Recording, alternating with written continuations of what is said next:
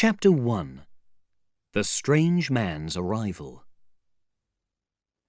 The stranger came early one winter's day in February, through a biting wind and the last snowfall of the year. He walked over the hill from Bramblehurst station and carried a little black bag in his thickly gloved hand. He was wrapped up from head to foot, and the edge of his soft grey hat hid every part of his face except the shiny point of his nose. The snow had piled itself against his shoulders and chest. He almost fell into the coach and horses, more dead than alive, and threw his bag down. "A fire!" he cried. "In the name of human kindness! A room and a fire!" He stamped his feet, shook the snow from his coat, and followed Mrs. Hall, the innkeeper's wife, into her parlour. There he arranged to take a room in the inn, and gave her £2. Mrs. Hall lit the fire and left him there while she went to prepare him a meal with her own hands. To have a guest at Iping in the winter-time was an unusual piece of good fortune, and she was determined to show that she deserved it. She put some meat on the fire to cook, told Milly, the servant, to get the room ready for the stranger, and carried the cloth, plates and glasses into the parlour, and began to lay the table. Although the fire was burning brightly, she was surprised to see that her visitor still wore his hat and coat, and stood with his back to her, looking out of the window at the falling snow in the yard. His gloved hands were held behind him, and he seemed to be thinking deeply. She noticed that some melted snow was falling onto the floor from his shoulders. "Can I take your hat and coat, sir?" she said, "and dry them in the kitchen?" "No," he replied without turning. She was not sure that she had heard him, and was about to repeat the question. He turned his head and looked at her over his shoulder. "I would rather keep them on," he said firmly, and she noticed that he wore big blue glasses, and had a bushy beard over his coat collar that almost hid his face. "Very well, sir," she said, "as you like. Very soon the room will be warmer." He made no answer, and turned his face away from her again, and Mrs. Hall, feeling that her talk was unwelcome, finished laying the table quickly and hurried out of the room. When she returned, he was still standing there like a man of stone, his collar turned up, the edge of his hat turned down, almost hiding his face and ears. She put down the eggs and meat noisily, and called rather than said to him, "Your lunch is served, sir." "Thank you," he answered. He did not move until she was closing the door. Then he turned round and walked eagerly up to the table. Mrs. Hall filled the butter dish in the kitchen and took it to the parlour. She knocked and entered at once. As she did so, her visitor moved quickly, so that she only saw something white disappearing behind the table. He seemed to be picking up something from the floor. She put down the butter dish on the table and noticed that the visitor's hat and coat were hanging over a chair in front of the fire. "I suppose I may have them to dry now," she said, in a voice that could not be refused.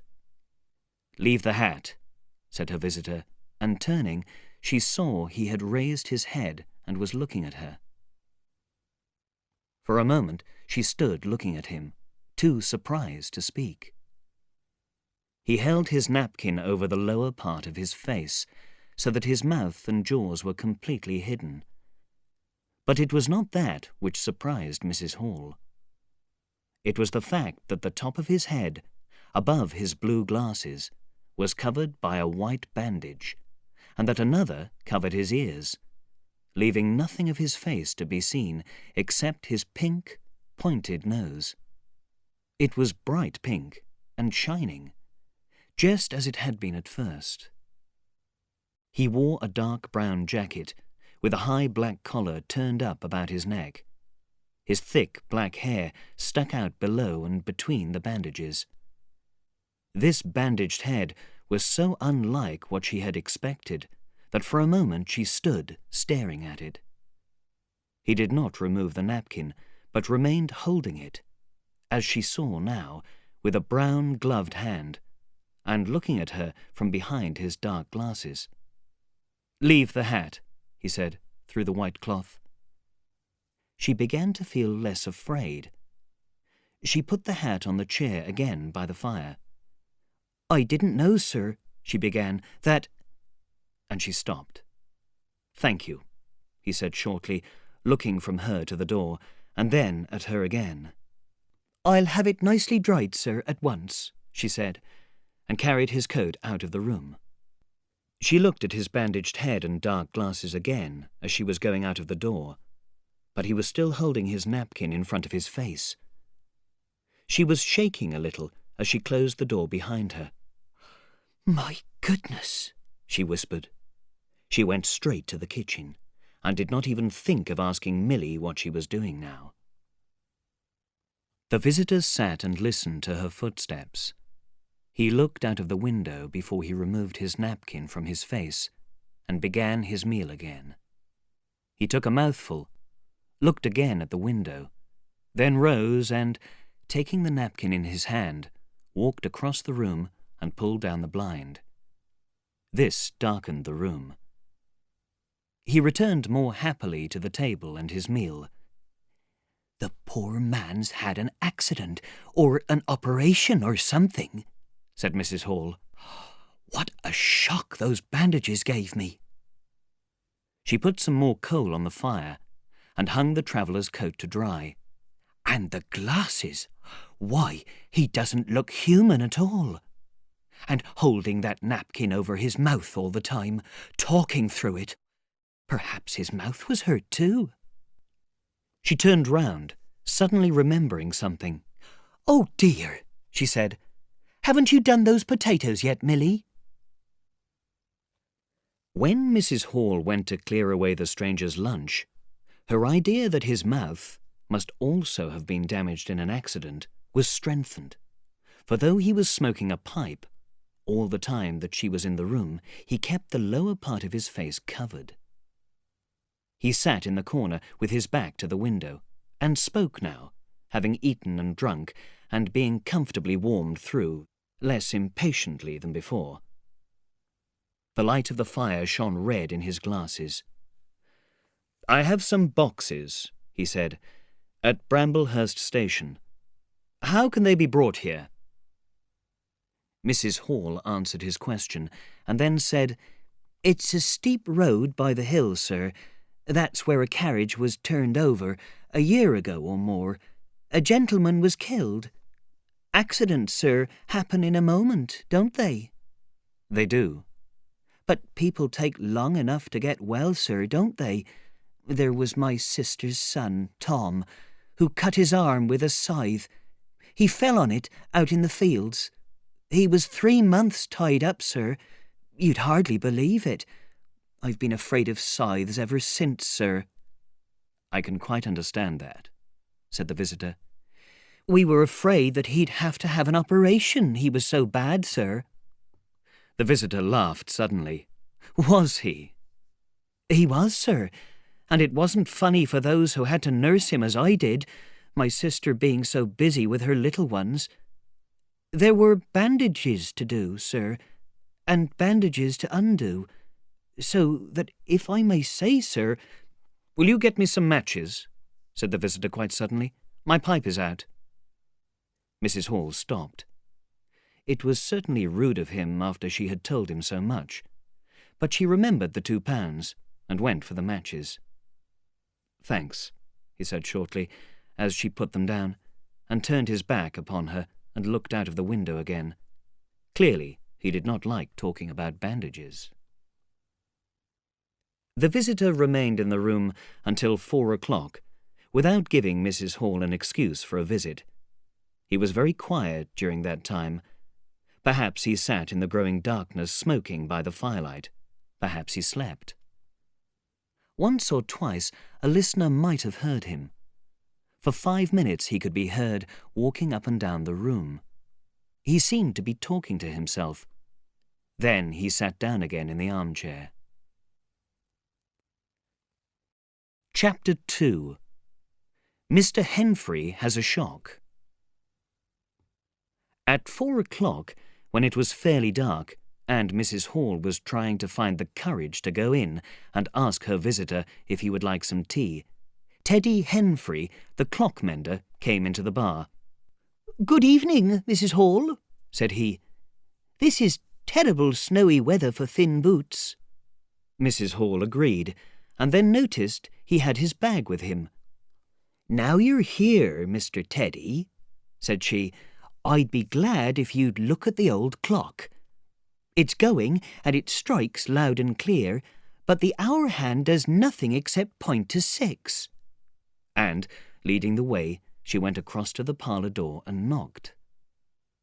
As she opened the door, she saw her visitor seated in the armchair in front of the fire, asleep, it seemed, with his bandaged head leaning on one side.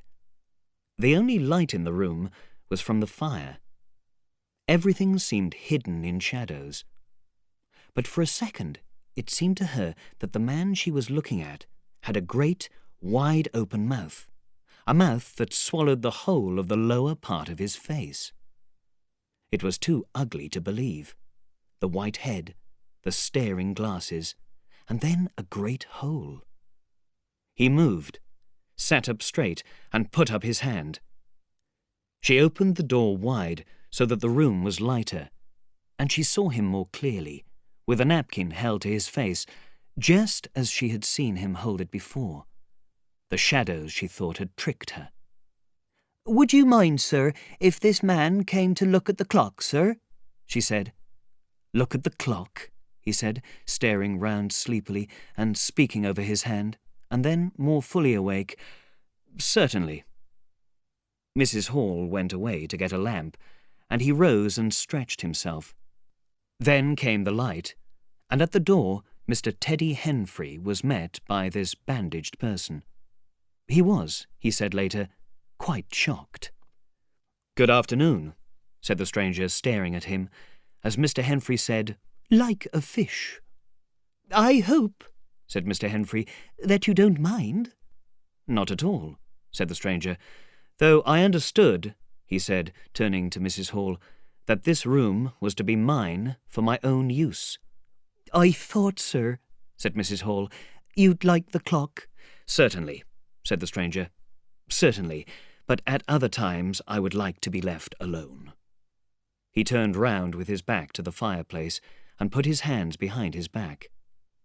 "And soon," he said, "when the clock is mended, I think I should like to have some tea, but not until then."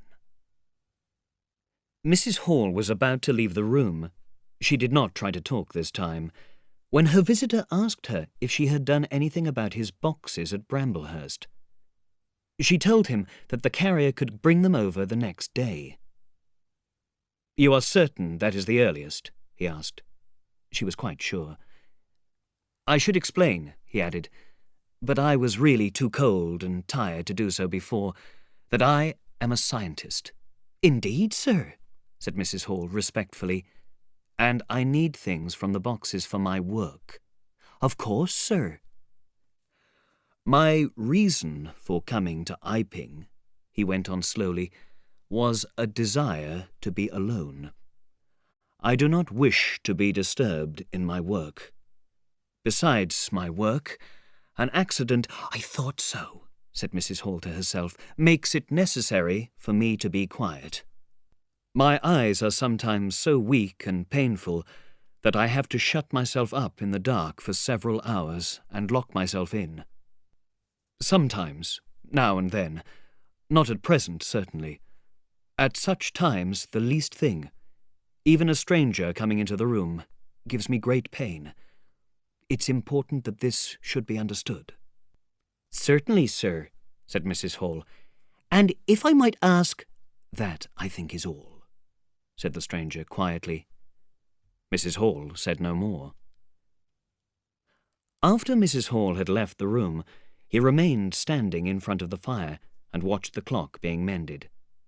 Mr. Henfrey worked with a lamp close to him, and the green shade threw a bright light onto his hands and onto the frame and wheels, and left the rest of the room in shadow. He took longer than he needed to remove the works, hoping to have some talk with the stranger.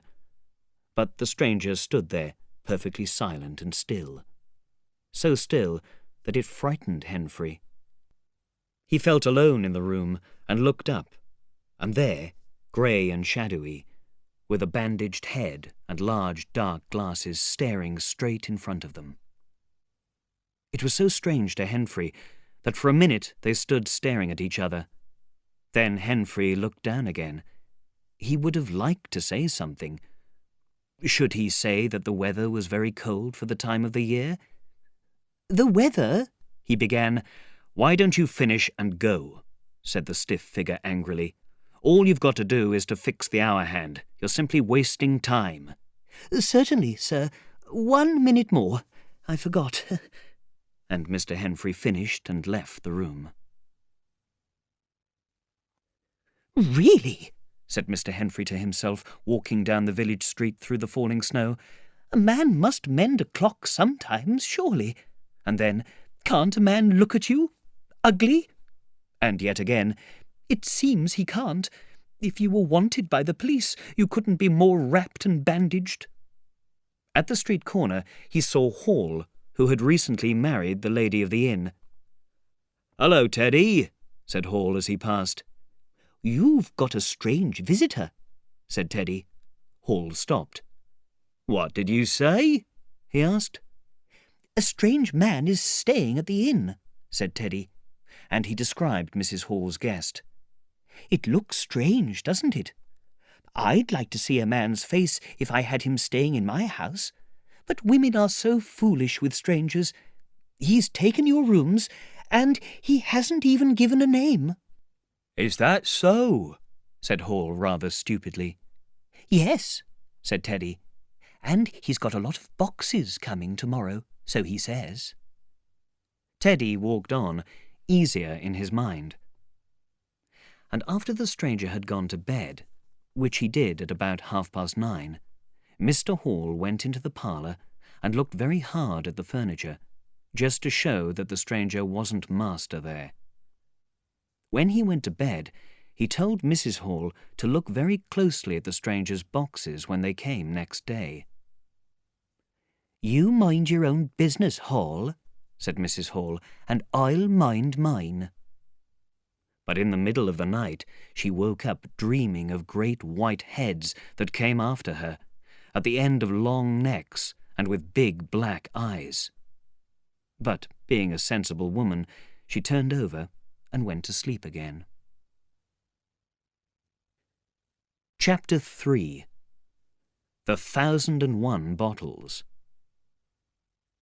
That was how, on the 9th day of February, the stranger came to Iping village. Next day, his boxes arrived. There were 2 trunks, indeed such as any man might have, but also there was a box of books, big, fat books, of which some were in handwriting you couldn't read, and 12 or more boxes and cases full of glass bottles, or so it seemed to Hall, as he pulled at the paper packing material. The stranger, covered up in hat, coat and gloves, came out impatiently to meet the carriage, while Hall was talking to Fearenside, the carrier, before helping to bring the boxes in. The stranger did not notice Fearenside's dog, who was smelling at Hall's legs. "Come along with those boxes," he said. "I've been waiting long enough." And he came down the steps, as if to pick up the smaller case. As soon as Fearenside's dog caught sight of him, however, he began to growl, and when he ran down the steps, it went straight for his hand. Hall cried out and jumped back, for he was not very brave with dogs, and Fearenside shouted, "Lie down!" and reached for his whip. They saw that the dog's teeth had missed the stranger's hand, heard a kick, saw the dog jump and bite the stranger's leg, and heard the sound of his trousers tearing. Then Fearenside's whip cut into his dog, who, crying with pain, ran under the wheels of the carriage. It was all done in a quick half-minute. No one spoke. Everyone shouted. The stranger looked at his torn glove and at his leg, then turned and ran up the steps into the inn. They heard him go across the passage and up the stairs to his bedroom. "Come here, you," said Fearenside to his dog, climbing off the carriage with his whip in his hand while the dog watched him through the wheel. "Come here," he repeated. "You'd better." Hall stood staring. "He was bitten," he said. "I'd better go and see him." And he went to find the stranger. He met his wife in the passage. "The carrier's dog bit him," he told her. He went straight upstairs, pushed open the stranger's door, and went in. The blind was down and the room dark. He caught sight of a strange thing, a handless arm that seemed to be waving towards him, and a face of 3 large dark spots on white. Then he was struck in the chest and thrown out of the room, and the door was shut in his face and locked. All this happened so fast that it gave him no time to see anything clearly. A waving of shapes, a blow, and a noise like a gun. There he stood in the dark little passage, wondering what he had seen. After a few minutes, he came back to the little group that had formed outside the inn. There was Fearenside telling the story all over again for the second time. There was Mrs. Hall saying his dog had no right to bite her guests. There was Huckster, the shopkeeper, from over the road, asking questions. Sandy Wadgers, looking serious, and women and children all talking. Mr. Hall, staring at them from the steps and listening, found it hard to believe that he had seen anything very strange happen upstairs. "He wants no help, he says," he said in answer to his wife's question. "We'd better take his luggage in." "He ought to have his leg looked at immediately," said Mr. Huckster. "I'd shoot the dog, that's what I'd do," said the lady in the group. Suddenly the dog began growling again. "Come along!" cried an angry voice in the doorway, and there stood the stranger, with his coat collar turned up and the edge of his hat bent down. "The sooner you get those things in, the better I'll be pleased." His trousers and gloves had been changed. "Were you hurt, sir?" said Fearenside. "I'm very sorry the dog—" "Not at all," said the stranger. "It didn't even break the skin. Hurry up with those things." As soon as the first box was carried into the parlour, the stranger began to unpack it eagerly, and from it he brought out bottles, little fat bottles, small thin bottles, blue bottles, bottles with round bodies and thin necks, large green glass bottles, large white glass bottles, wine bottles, bottles, bottles, bottles, and put them in rows on the table under the window, round the floor, on the shelf, everywhere. Case after case was full of bottles. He emptied 6 of the cases and piled the packing material high on the floor and table. As soon as the cases were empty, the stranger went to the window and set to work, not troubling in the least about the paper, the fire which had gone out, the box of books outside, or the boxes and other things that had gone upstairs. When Mrs. Hall took his dinner into him, he did not hear her until she had cleared away most of the paper and had put the food on the table. Then he half turned his head, and turned it away again. But she saw he had taken off his glasses. They were beside him on the table, and he seemed to her to have no eyes. He put on his glasses again, and then turned and faced her. She was about to complain about the paper on the floor, but he spoke first. "I wish you wouldn't come in without knocking," he said angrily as usual. "I knocked, but in my work I cannot have any— I must ask you." "Certainly, sir. You can turn the key if you want to, you know, any time." "A very good idea," said the stranger. This paper, sir, if I might say— Don't. If the paper is a problem, put it on the bill. He was so strange, standing there, with his bottles and his bad temper, that Mrs. Hall was quite afraid. But she was a strong-minded woman. Then I should like to know, sir, what you consider— A shilling. Put a shilling on my bill. Surely a shilling's enough. Very well, said Mrs. Hall, taking up the tablecloth and beginning to spread it over the table. If you're satisfied, of course. He turned his back on her and sat down. All afternoon he worked with the door locked and almost in silence. But once there was a noise of bottles ringing together, as though the table had been hit, and the crash of glass thrown down. And then came the sound of quick walking up and down the room. Fearing something was the matter, she went to the door and listened, not wanting to knock. "I can't go on," he was shouting. "I can't go on. 300,000, 400,000. It may take me all my life. Patience. Patience indeed. Fool! Fool!" There was a noise of boots on the brick floor of the bar, and Mrs. Hall could not stay to hear any more. When she returned, the room was silent again, except for the faint sound of his chair, and now and then of a bottle. It was all over. The stranger had returned to his work. Later, when she took in his tea, she saw broken glass in the corner of the room. She pointed at it. "Put it on the bill," he said. "In God's name, don't worry me. If there's damage done, put it on the bill." And he went on with his writing. "I tell you something," said Fearinside. It was late in the afternoon, and they were in a little inn outside Iping. "Well," said Teddy Henfrey.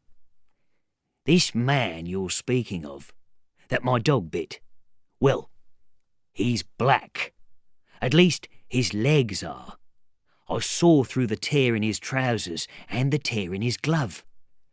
You'd have expected a sort of pink to show, wouldn't you? Well, there was just blackness. I tell you, he's as black as my hat." "Good heavens," said Henfrey. "It's a very strange case indeed. Why, his nose is as pink as paint." "That's true," said Fearinside. "I know that. And I tell you what I'm thinking. That man's black here and white there, in pieces, and he daren't show it.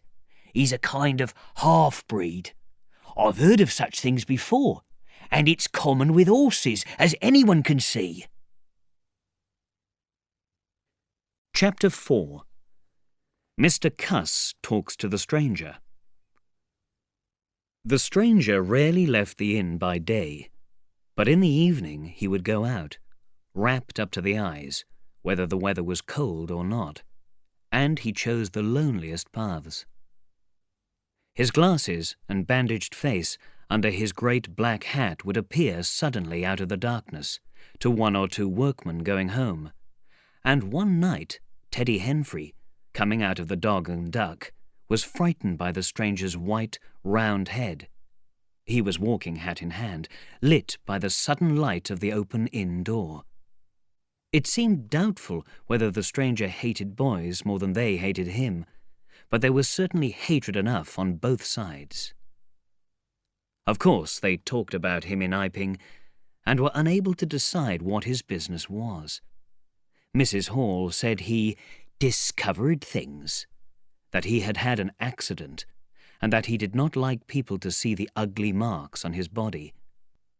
Some said that he was a criminal hiding from the police, and others that he was part white and part black, and if he chose to show himself at fairs, he would make a great deal of money.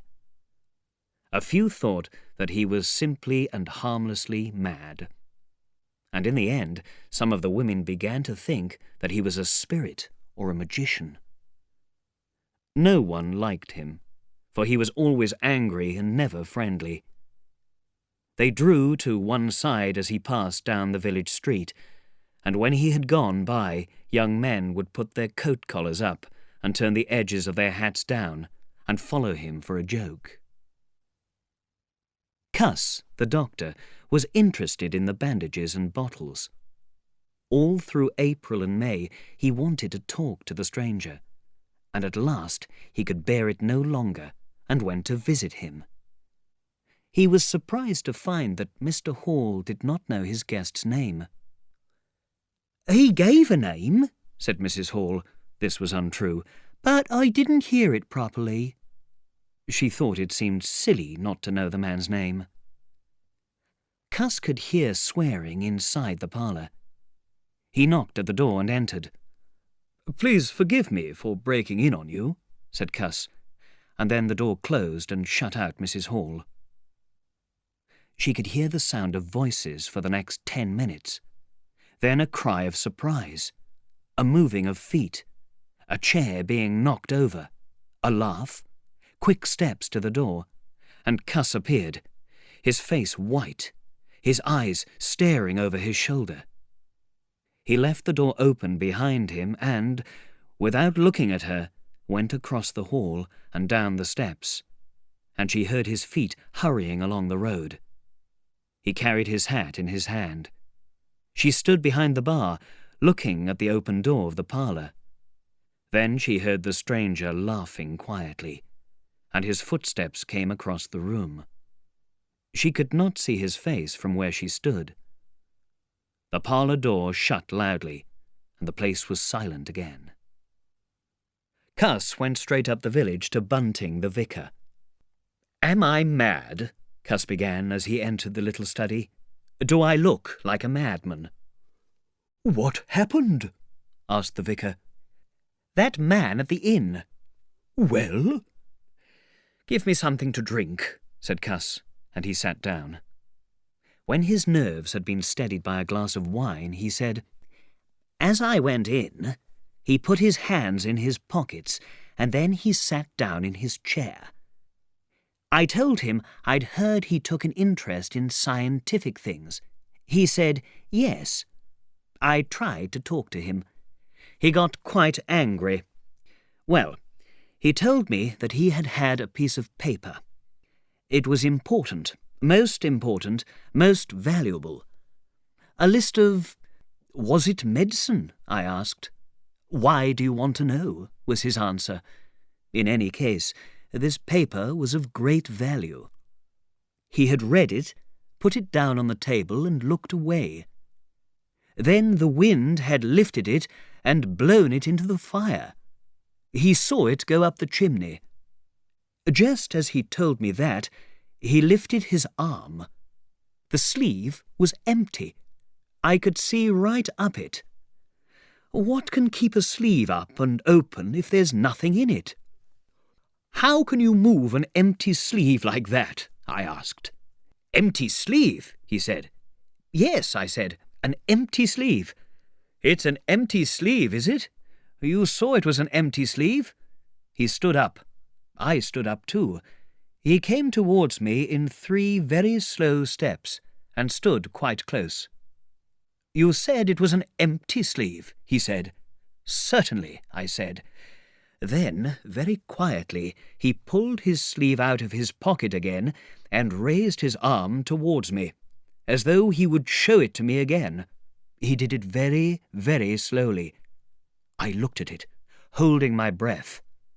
Well, I said, clearing my throat, there's nothing in it. I was beginning to feel frightened. I could see right down it. He put it out straight towards me, slowly, just like that, until it was 6 inches from my face. Just imagine seeing an empty sleeve come at you like that. And then— well, something— it felt exactly like a finger and a thumb pulled my nose. Bunting began to laugh.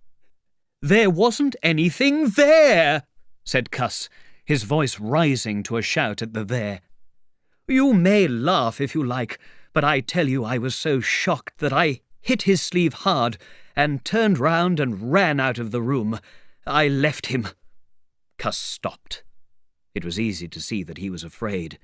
He turned round in a helpless way and took a second glass of wine. "When I hit his sleeve," he said, "I tell you, it felt exactly like hitting an arm. And there wasn't an arm. There wasn't any arm at all." Mr. Bunting thought it over. "It's a very strange story," he said. He looked very serious. "It really is a very strange story indeed." Chapter 5. The Robbery at the Vicarage. The robbery at the vicarage happened in the early hours of Whit Monday, the day when Iping held its spring fair. Mrs. Bunting, it seems, woke up suddenly in the stillness that comes before the sunrise, with a strong feeling that the door of their bedroom had opened and closed. She did not wake her husband at first, but sat up in bed listening. She then clearly heard the sound of bare feet coming out of the next room and walking along the passage towards the stairs.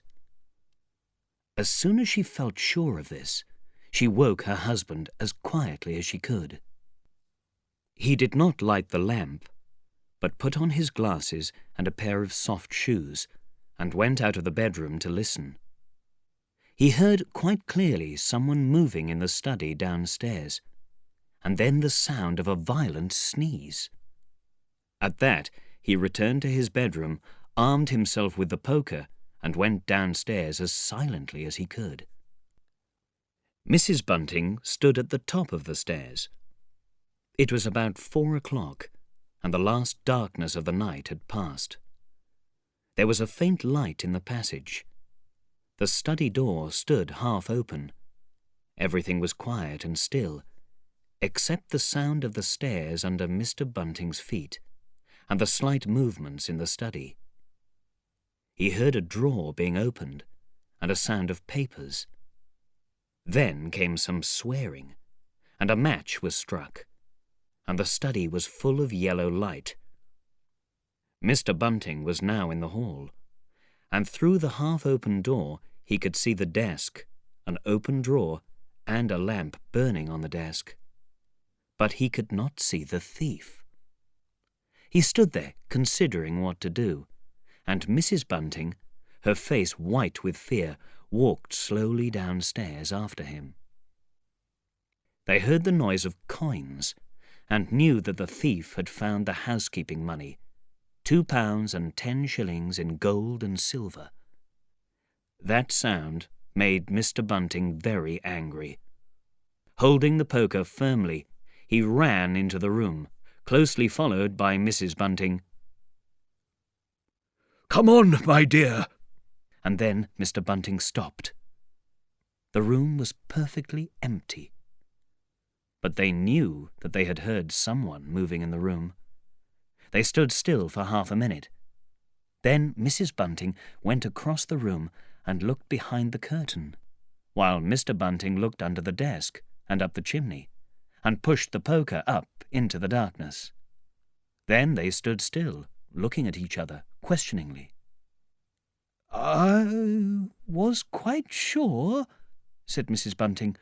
"The lamp," said Mr. Bunting. "Who lit the lamp?" "The drawer," said Mrs. Bunting, "and the money's gone." She went quickly to the doorway. "Who in the world—" There was a loud sneeze in the passage. They rushed out, and as they did so, the kitchen door closed. "Bring the lamp," said Mr. Bunting, and led the way. As he opened the kitchen door, he saw the back door opening. The garden beyond was lit by the first faint light of sunrise. He was certain that nothing went out of the door. It stood open for a moment, and then closed with a loud bang. They searched outside for a minute or more before they came back into the kitchen. The place was empty. They locked the back door and examined the kitchen and all the rooms thoroughly. There was no one to be found in the house, though they searched upstairs and down. When daylight came, The vicar and his wife were still searching by the unnecessary light of the dying lamp. "Of all the surprising events, this is—" began the vicar for the 20th time. "My dear," said Mrs. Bunting, "there's the servant coming down.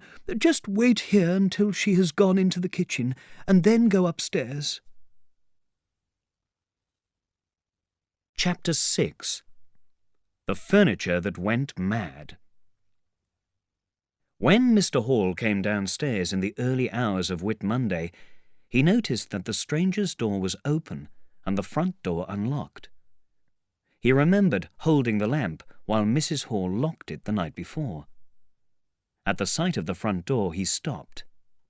Then he went upstairs again. He knocked at the stranger's door. There was no answer.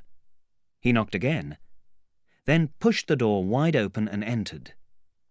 It was as he expected. The bed, the room too, was empty.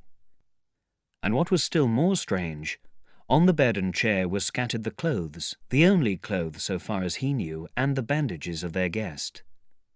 His big hat was hanging on the bedpost. As Mr. Hall stood there, he heard his wife's voice coming from the kitchen. He turned and hurried down to her.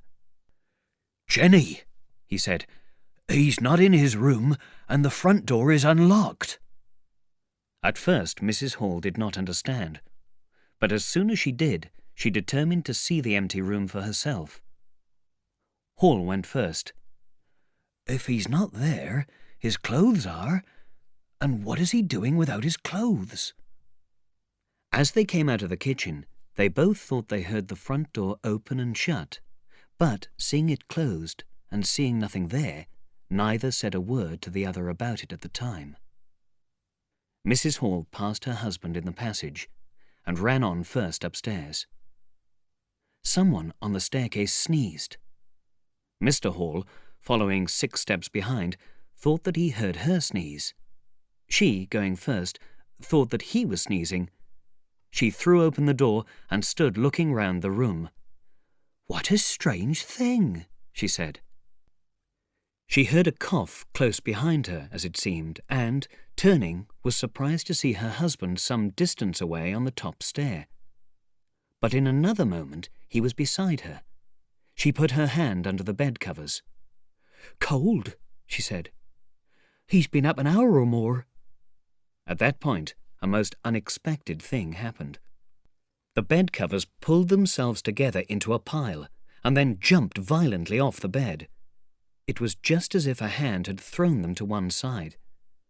Then the stranger's hat jumped off the bedpost, flew through the air, and came straight at Mrs. Hall's face. Next, a piece of soap flew from the washstand. Finally, the chair threw the stranger's coat and trousers carelessly onto the floor, laughed in a voice very like the stranger's, turned itself round so that its 4 legs pointed at Mrs. Hall, seemed to take aim at her for a moment, and then moved quickly towards her.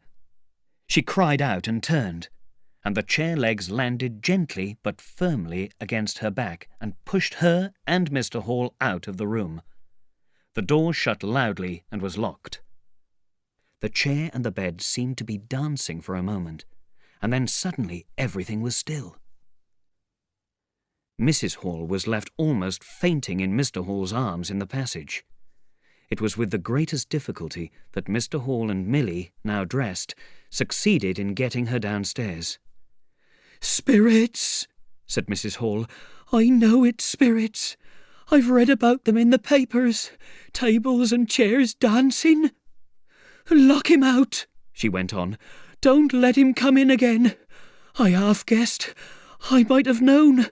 With those eyes and that bandaged head, and never going to church on Sunday, and all those bottles, more than it's right for anyone to have. He's put the spirits into the furniture. My good old furniture. My poor dear mother used to sit in that chair when I was a little girl, and now it rises against me." They sent Milly across the street through the golden 5 o'clock sunshine to wake up Mr. Sandy Wadgers, who was clever and might be able to help them. "Magic?" said Mr. Wadgers, and came to the inn greatly troubled. They wanted him to lead the way upstairs to the room, but he didn't seem to be in any hurry. He preferred to talk in the passage. Then Mr. Huckster came and joined in the talk. There was a great deal of talking, but nothing was done. "Let's have the facts first," said Mr. Sandy Wadgers. "Let's be sure we'd be acting perfectly right in breaking that door open." And suddenly the door of the room upstairs opened by itself, and they saw coming down the stairs the wrapped-up figure of the stranger, staring more blackly than ever through those large glasses. He came down stiffly and slowly, staring all the time. He walked across the passage, staring, and then stopped. He entered the parlour, and suddenly and angrily shut the door in their faces. Not a word was spoken until the noise of the door had died away. They looked at one another. "Well, I've never seen anything like it," said Mr. Wadgers, more troubled than ever. "If I were you, I'd go in and ask him about it," Mr. Wadgers advised Mr. Hall. "I'd demand an explanation." It took some time to persuade Mr. Hall to do it. At last he knocked, opened the door, and got as far as, "Excuse me, go to the devil," said the stranger, "and shut that door after you." And that was all. Chapter 7. The Stranger Shows His Face. It was 5:30 when the stranger went into the little parlour of the Coach and Horses, and there he remained until nearly midday, with the blinds down and the door shut, and nobody went near him. All that time he could have eaten nothing. 3 times he rang his bell, the 3rd time loud and long, but no one answered him. "Telling us to go to the devil, indeed," said Mrs. Hall. Soon came the story of the robbery at the vicarage, and that started them thinking. Hall went off with Wadgers to find Mr. Shuttleforth, the lawyer, and take his advice. No one went upstairs, and no one knew what the stranger was doing. Now and then he walked rapidly up and down, and they heard him swearing, tearing paper, breaking bottles. The little group grew bigger. Mrs. Huckster came over. Some young fellows joined them. There was a stream of unanswered questions. Young Archie Harker tried to look under the closed curtains. He could see nothing, but he was soon joined by other boys. And inside, in the darkness of the parlour, the stranger, hungry and afraid, hidden in his uncomfortable hot clothes, stared through his dark glasses at his paper, or shook his dirty little bottles, or swore at the boys outside the windows. In the corner, by the fireplace, lay the pieces of several broken bottles, and the sharp smell of a strange gas filled the air. At about midday, he suddenly opened his parlour door and stood looking at the 3 or 4 people in the bar. "Mrs. Hall," he said. Somebody went and called for her. She soon appeared, a little short of breath, and so even more angry. Hall was still out. She had had time to think now, and had brought the stranger's unpaid bill. "Why wasn't my breakfast laid?" he asked. "Why haven't you prepared my meals and answered my bell? Do you think I can live without eating?" "Why isn't my bill paid?" said Mrs. Hall. "That's what I want to know." "I told you 3 days ago I was expecting some money." "I told you 3 days ago I wasn't going to wait. You can't complain if your breakfast waits a bit, when my bill's been waiting for 5 days, can you?" The stranger swore in answer. "And I'd thank you, sir, if you'd keep your swearing to yourself, sir," said Mrs. Hall. "Look here, my good woman," he began. "Don't call me your good woman," said Mrs. Hall. "I've told you my money hasn't come." "Money, indeed," said Mrs. Hall. "Still, in my pocket." "You told me 3 days ago that you hadn't anything but £1's worth of silver on you." "Well, I've found some more." "And where did you find that?" said Mrs. Hall. He stamped his foot. "What do you mean?" he said. "I mean, where did you find it?" said Mrs. Hall. "And before I take any money, or get any breakfasts, or do any such things, you must tell me one or two things that I don't understand, and that nobody understands, and that everybody is very anxious to understand. I want to know what you have been doing to my chair upstairs, and I want to know why you went out of your bedroom and how you got in again. Those who stay here come in by the doors. That's the rule of this house, and you didn't do that. And what I want to know is how you did come in. And I want to know—" Suddenly the stranger raised his gloved hands, stamped his foot and said, "Stop!" so loudly that he silenced her at once. "You don't understand," he said, "who I am or what I am. I'll show you. By heaven, I'll show you." He put his open hand over his face and then took it away. His face became a black hole. "Here," he said. He stepped forward and handed Mrs. Hall something which she, staring at his face, took without thinking. Then, when she saw what it was, she screamed loudly and dropped it. The nose. It was the stranger's nose, pink and shining, rolled on the floor. Then he removed his glasses, and everyone in the bar breathed deeply. He took off his hat and tore at his beard and bandages. It was worse than anything they had ever seen. Mrs. Hall, open-mouthed with terror, ran to the door of the house. Everyone began to move. They had expected burns, wounds, something ugly, but they saw nothing. The bandages and false hair flew across the passage into the bar. Everyone fell over everyone else down the steps. For the man who stood there, shouting, was a man up to the shoulders, and then nothing. People down in the village heard shouts and saw the people rushing out of the inn.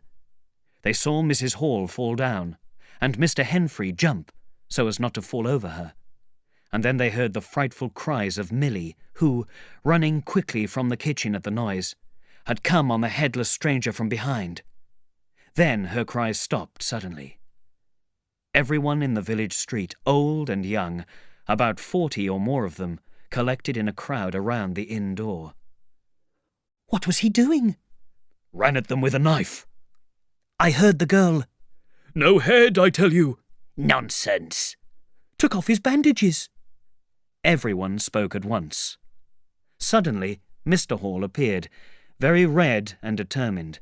Then Mr. Bobby Jaffers, the village policeman, and then the serious Mr. Wadgers. Mr. Hall marched up the steps, walked straight to the door of the parlour, and found it open. "Policeman," he said, "do your duty." Jaffers marched in, Hall next, Wadgers last. They saw the headless figure facing them, with a half-eaten piece of bread in one gloved hand and a piece of cheese in the other. "That's him," said Hall. "What the devil's this?"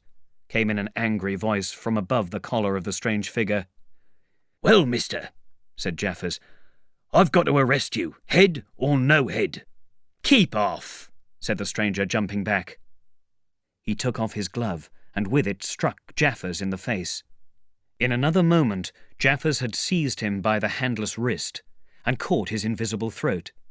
He got a hard kick that made him shout with pain, but he kept his hold. A chair stood in the way and fell with a crash as they came down together. "Get hold of his feet," said Jaffers between his teeth to the other men. When he tried to obey this order, Mr. Hall received a great kick in the chest that finished him for a time, and Mr. Wadgers, seeing that the headless stranger had rolled over and got on top of Jaffers, went backwards towards the door, and so fell against Mr. Huckster and another man coming to help the policeman. 4 bottles fell and broke on the floor, filling the room with a powerful smell. "I give in," said the stranger. though he had thrown Jaffers down, and in another moment he stood up, shaking, breathless. A strange thing he looked, without head or hands. His voice seemed to come out of nothing. Jaffers also got up. The stranger ran his arm down his coat, and the buttons to which his empty sleeve pointed became undone. Then he bent down and seemed to touch his shoes. "Why," said Huckster suddenly, "that's not a man at all. It's just empty clothes. Look! You can see down his collar and his shirt. I could put my arm." He stretched out his hand. It seemed to meet something in the air, and he pulled it back with a sharp cry of surprise. "I wish you'd keep your fingers out of my eye," shouted the voice in anger. "The fact is, I'm all here, head, hands, legs, and all the rest of it. But it happens I'm invisible. But that's no reason why you should put your fingers in my eye, is it?" The suit of clothes, now all unbuttoned, stood up. Several other men had now come into the room, so that it was crowded. "Invisible, eh?" said Huckster. "Who ever heard of such a—" "It's strange, perhaps, but it's not a crime. Why am I attacked by a policeman in this way?" "Oh, that's different," said Jaffers. "I can't see you, but I have orders to arrest you, not because you can't be seen, but because a house has been robbed." "Well?" "And it looks as if—" "Nonsense," said the invisible man. "I hope so, sir, but I've got my orders." Suddenly the man sat down, and before anyone could think of stopping him, he had thrown off all his clothes, all except his shirt. "Here, stop that," said Jaffers suddenly. "Hold him," he cried. "If he gets his shirt off—" "Hold him!" shouted everyone, and there was a rush at the white shirt, which was now all that could be seen of the stranger. The shirt sleeve struck a blow in Hall's face that sent him backward into old Toothsome, the gravedigger, and in another moment the shirt was lifted up, just like a shirt that is being pulled over a man's head. Jaffers tore at it, but only helped to pull it off. He was struck in the mouth out of the air, and lifted his stick and hit Teddy Henfrey hard on the top of his head. "Look out!" cried everybody, hitting everywhere at nothing. "Hold him!" "Shut the door!" "Don't let him go!" "I've got something!" "Here he is!" Everybody was being hit at once, falling on one another. Sandy Wadgers opened the door and they fell out.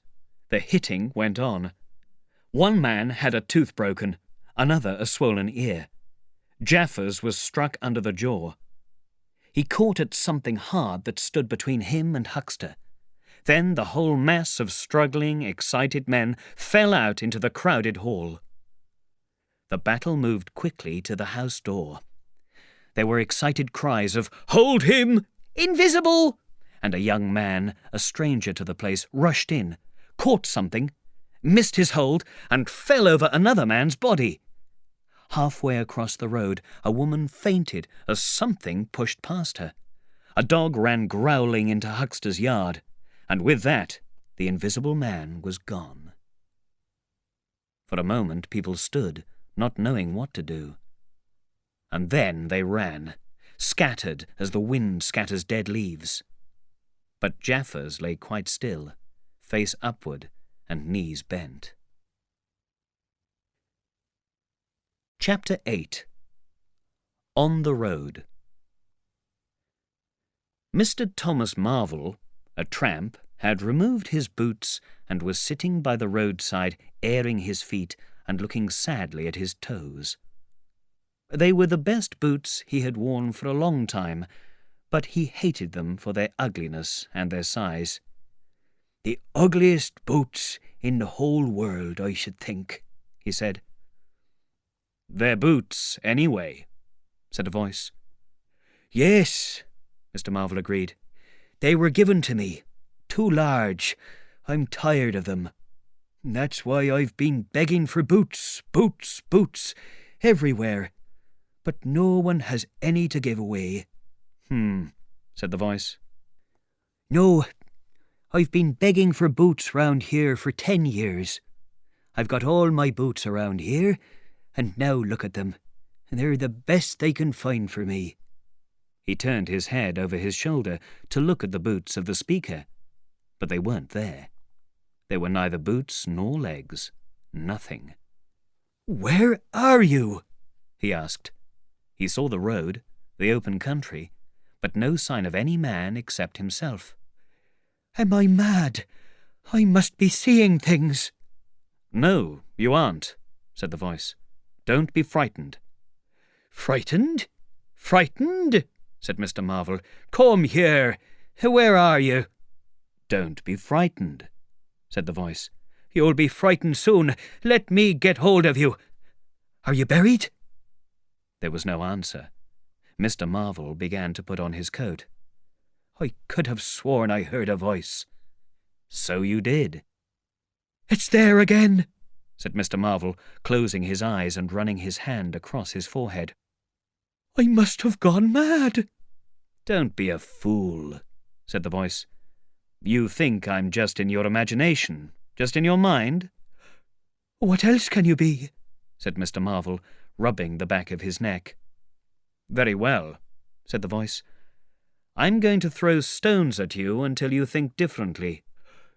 "But where are you?" The voice made no answer. A stone came whistling through the empty air and just missed Mr. Marvel's shoulder. He turned round and saw a stone jump up into the air, hang there for a moment, and fall at his feet. Another came and hit his bare toes, which made Mr. Marvel cry aloud. Then he started to run, fell over something unseen, and came to rest sitting by the road. "Now," said the voice, "am I just in your mind?" Mr. Marvel struggled to his feet and was immediately rolled over again. He lay quiet for a moment. "If you struggle any more," said the voice, "I'll throw this stone at your head." "I'm finished," said Mr. Thomas Marvel, sitting up and taking his wounded toe in his hand. "I don't understand it. Stones throwing themselves, stones talking. I'm finished." "It's very simple," said the voice. "I'm an invisible man." "Tell me something I don't know," said Mr. Marvel, white with the pain. "Where you're hidden. How you do it. I don't know." "I'm invisible," said the voice. "That's what I want you to understand." "Anyone can see that. There's no need for you to be so angry. Now then, give us an idea. Where are you hidden?" "I'm invisible. That's the point. And what I want you to understand is this." "But where are you?" interrupted Mr. Marvel. "Here, 6 yards in front of you." "Oh, no. I'm not blind. You'll be telling me next you're just thin air." "Yes, I am thin air. You're looking through me." "What? Isn't there anything in you?" "I am just a human being, solid, needing food and drink, needing clothes to... But I'm invisible, you see? Invisible. Simple idea. Invisible." "What? Are you real?" "Yes, real." "Let me feel your hand," said Marvel. "If you are real." He felt with his fingers the hand that had closed round his wrist, and his touch went up the arm, found a chest, and touched a bearded face. Mr. Marvel's own face showed shock and surprise. "Of course, all this isn't half so strange as you think," said the invisible man. "It's quite strange enough for me," said Mr. Marvel.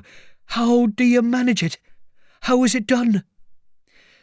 "It's a very long story. And besides, I tell you, the whole business is... I can't understand," said Mr. Marvel. "What I want to say now is this. I need help. I need help immediately. I came on you suddenly. I was wandering around, helpless, without clothes, and I saw you." "Oh, Lord!" said Mr. Marvel. "I came up behind you, stopped, went on, then stopped again. Here, I said to myself, is the man for me.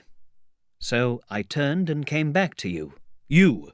And, "Oh, Lord," said Mr. Marvel, "may I ask, what does it feel like? And what kind of help do you need, Invisible?" I want you to help me get clothes and shelter, and then other things. I've left those things long enough. If you won't, well, but you will. You must. "Look here," said Mr. Marvel, "don't knock me about any more, and let me go. I must get my breath back. And you very nearly broken my toe. It's all so unreasonable. Empty earth, empty sky, nothing visible for miles except nature. And then comes a voice out of heaven. And stones, and a hand, Lord." "Pull yourself together," said the voice, "for you have to do the work I want you to do." Mr. Marvel's mouth opened wide, and his eyes were round. "I've chosen you," said the voice. "You are the only man, except some of those fools down there, who knows there is such a thing as an invisible man. You have to be my helper. Help me, and I will do great things for you. An invisible man is a man of great power." He stopped for a moment to sneeze loudly. "But if you trick me," he said, "if you fail to do as I tell you—" He paused and took hold of Mr. Marvel's shoulder. Mr. Marvel gave a cry of terror at the touch. "I don't want to trick you," he said, moving away from the fingers. "Don't think that, whatever you do. All I want to do is help you. Just tell me what I've got to do. Whatever you want done, I shall be pleased to do it." At about 4 o'clock, a stranger entered the village from the direction of the hills. He was a short, fat person in a dirty old hat, and he seemed to be very much out of breath. There was fear in his face, and he seemed to be talking to himself. Some of the village men noticed him. Mr. Huckster saw him go up the steps of the inn and turn towards the parlour. Mr. Huckster heard voices from the parlour telling the man that he must not go in. "That room's private," said Mr. Hall, and the stranger shut the door and went into the bar. A few minutes later he came out again, rubbing his mouth as if he had been having a drink. He stood looking around him for a few moments, and then walked towards the gates of the yard where the parlour window was. He leant against one of the gate-posts and took out a short pipe. Although he seemed calm, his hands were trembling. Suddenly he put the pipe back in his pocket and disappeared into the yard. Immediately Mr. Huckster, guessing that the man was a thief, ran out of his shop to stop him. As he did so, Mr. Marvel reappeared, carrying some clothes tied together in one hand and 3 books in the other. As soon as he saw Huckster, he turned and began to run towards the hill road. "Stop, thief!" cried Huckster, and set off after him. Mr. Huckster had hardly gone any distance at all when something seized his leg and sent him flying through the air.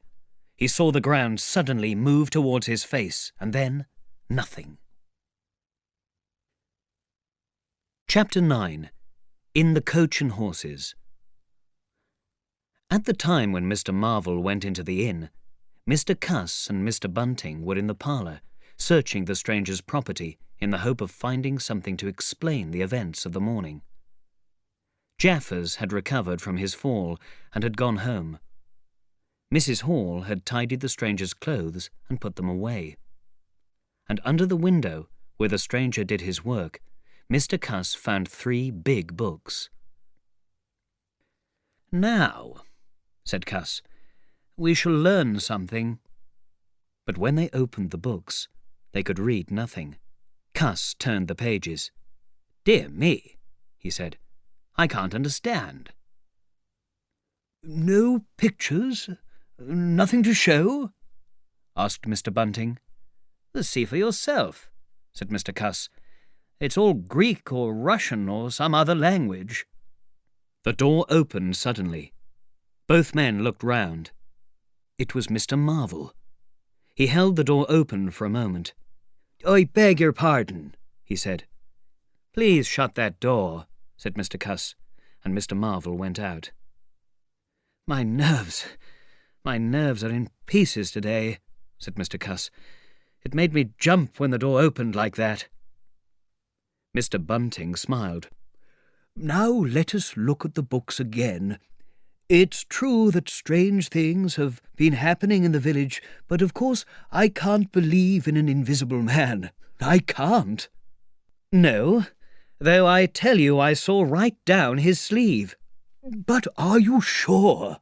said Mr. Bunting. "Are you quite sure?" "Quite. I've said so. There's no doubt at all. Now let's look at these books." They turned over the pages, unable to read a word of their strange language. Suddenly, Mr. Bunting felt something take hold of the back of his neck. He was unable to lift his head. "Don't move, little men, or I'll knock your brains out." Mr. Bunting looked at Cuss, whose face had turned white with fear. "I am sorry to be rough," said the voice. "Since when did you learn to look through other men's possessions?" Two noses struck the table. "To come unasked into a stranger's private room. Listen, I am a strong man. I could kill you both and escape unseen if I wanted to. If I let you go, you must promise to do as I tell you." "Yes," said Mr. Bunting. Then the hands let their necks go, and the two men sat up, now very red in the face. "Don't move," said the voice. "Here's the poker, you see?" They saw the poker dance in the air. It touched Mr. Bunting's nose. "Now, where are my clothes? Just now, though the days are quite warm enough for an invisible man to run about without anything on, the evenings are cold. I want some clothes, and I must also have those 3 books. Chapter 10. The Invisible Man Loses His Temper. While these things were going on in the parlour, and while Mr. Huckster was watching Mr. Marvel as he leaned smoking his pipe against the gate, Mr. Hall and Teddy Henfrey stood talking nearby. Suddenly there came a loud knock on the door of the parlour, a cry, and then silence. "Hello?" said Teddy Henfrey. "Hello?" from the bar. Mr. Hall and Teddy looked at the door. "Something's wrong," said Hall. For a long time they listened. Strange noises were coming from behind the closed door, as if something was falling about. Then a sharp cry, "No! No, you don't!" Then silence. "What's that?" exclaimed Henfrey in a low voice. "Is everything all right there?" called Hall. "Quite right," came Mr. Bunting's voice. "Quite. Don't come in." They stood listening. "I can't," they heard Mr. Bunting say. "I tell you, sir, I will not." "Who's that speaking now?" asked Henfrey. "Mr. Cuss, I suppose," said Hall. "Can you hear anything?" Silence. "Someone is throwing the table around," said Hall. Mrs. Hall appeared behind the bar. When they told her, she would not believe anything strange was happening. Perhaps they were moving the chairs and table. "Didn't I hear the window?" said Henfrey. "What window?" asked Mrs. Hall. "The parlour window," said Henfrey. Everyone stood listening. Mrs. Hall, looking straight in front of her, saw, without seeing, the bright shape of the inn door, the white road, and Huckster's shop front shining in the June sun. Suddenly, Huckster's door opened, and Huckster appeared, his eyes staring with excitement, his arms waving in the air. "Stop, thief!" cried Huckster, and he ran towards the yard gates and disappeared. At the same time, a noise came from the parlour, and there was the sound of windows being closed. Hall, Henfrey, and everyone in the bar rushed out into the street. They saw someone run round the corner towards the hill road, and Mr. Huxter jump into the air and fall on his face and shoulder. Hall and 2 workmen ran down the street and saw Mr. Marvel disappearing past the church wall. But Hall had hardly run 12 yards when he gave a loud shout and fell on his side, pulling one of the workmen with him. The second workman came up, and he too was knocked down. Then came the rush of the village crowd. The first man was surprised to see Huxter and Hall on the ground. Suddenly, something happened to his feet, and he was lying on his back. The crowd was falling over him, and he was being sworn at by a number of angry people. When Hall, Henfrey, and the workmen ran out of the house, Mrs. Hall had remained in the bar. Suddenly, the parlour door was opened. Mr. Cuss appeared and, without looking at her, rushed down the steps towards the corner of the street. "Hold him!" he cried. "Don't let him drop those books and clothes. You can see him so long as he holds them." He knew nothing of Marvel, for the invisible man had handed over the books and clothes to him in the yard. The face of Mr. Cuss was angry and determined, but there was something wrong with his clothes. He was wearing a tablecloth. "Hold him!" he shouted. "He's got my trousers and all the vicar's clothes." Coming round the corner to join the crowd, he was knocked off his feet and lay kicking on the ground. Somebody stepped on his finger. He struggled to his feet. Something knocked against him and threw him on his knees again, and he saw that everyone was running back to the village. He rose again and was hit behind the ear. He set off straight back to the village inn as fast as he could run, and on his way jumped over the body of Huxter, who was now sitting up. Behind him, as he was halfway up the inn steps, he heard a sudden cry of anger above the noise, and the sound of someone being struck in the face. He knew the voice as that of the invisible man. In another moment, Mr. Cuss was back in the parlour. "He's coming back, Bunting," he said, rushing in. "Save yourself!" Mr. Bunting was standing in the window, trying to dress himself in the curtains and a newspaper. "Who's coming?" he said, so surprised that his dress nearly fell off him. "The invisible man," said Cuss, and rushed to the window. "We'd better move quick. He's fighting like a madman." In another moment he was out in the yard. Mr. Bunting heard a frightful struggle in the passage of the inn and decided to leave. He climbed out of the window and ran up the village street as fast as his fat little legs could carry him. Chapter 11. Mr. Marvel Tries to Say No. Mr. Marvel was walking painfully through the thick woods on the road to Bramblehurst. He looked very unhappy and was carrying 3 books and some clothes wrapped in a blue tablecloth. A voice went with him, and he was held tightly by unseen hands. "If you try to escape again," said the voice, "I will kill you." "I didn't try to escape," said Mr. Marvel. The voice swore a few times and then stopped. Mr. Marvel, who was not used to so much work, was very tired. There was silence for a time. Then, "I shall have to make use of you. You are a poor creature, but I must." "Yes, I am," said Marvel. "You are," said the voice. "I'm not strong," said Marvel. Then, after a short silence, he repeated, "I'm not strong. I've got a weak heart. I can't do what you want." "I'll make you," said the voice. "I wish I was dead," said Marvel. "Go on, walk. Move," said the voice. "It's cruel," said Marvel. "Be quiet," said the voice. "I'll see that you're all right, but be quiet. I want to think." Soon they saw the lights of a village. "I shall keep my hand on your shoulder," said the voice.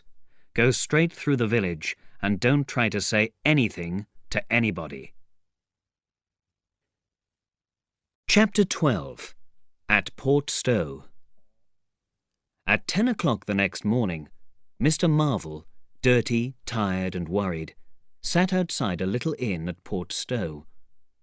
Beside him were the books, but now they were tied up with string. He had left the clothes in the woods, beyond Bramblehurst. Mr. Marvel sat on a wooden seat and, although no one took any notice of him, he seemed excited. When he had been sitting for nearly an hour, an old sailor, with a newspaper in his hand, came out of the inn and sat down beside him.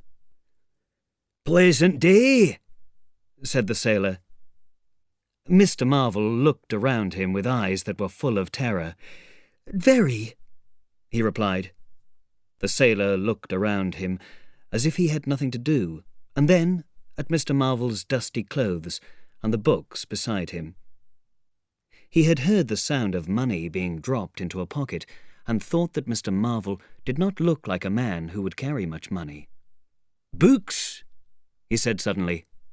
Mr. Marvel jumped and looked at them. "Oh, yes," he said. "Yes, they're books." "There are some strange things in books," said the sailor. "There are," said Mr. Marvel. "And some strange things out of them," said the sailor. "True," said Mr. Marvel.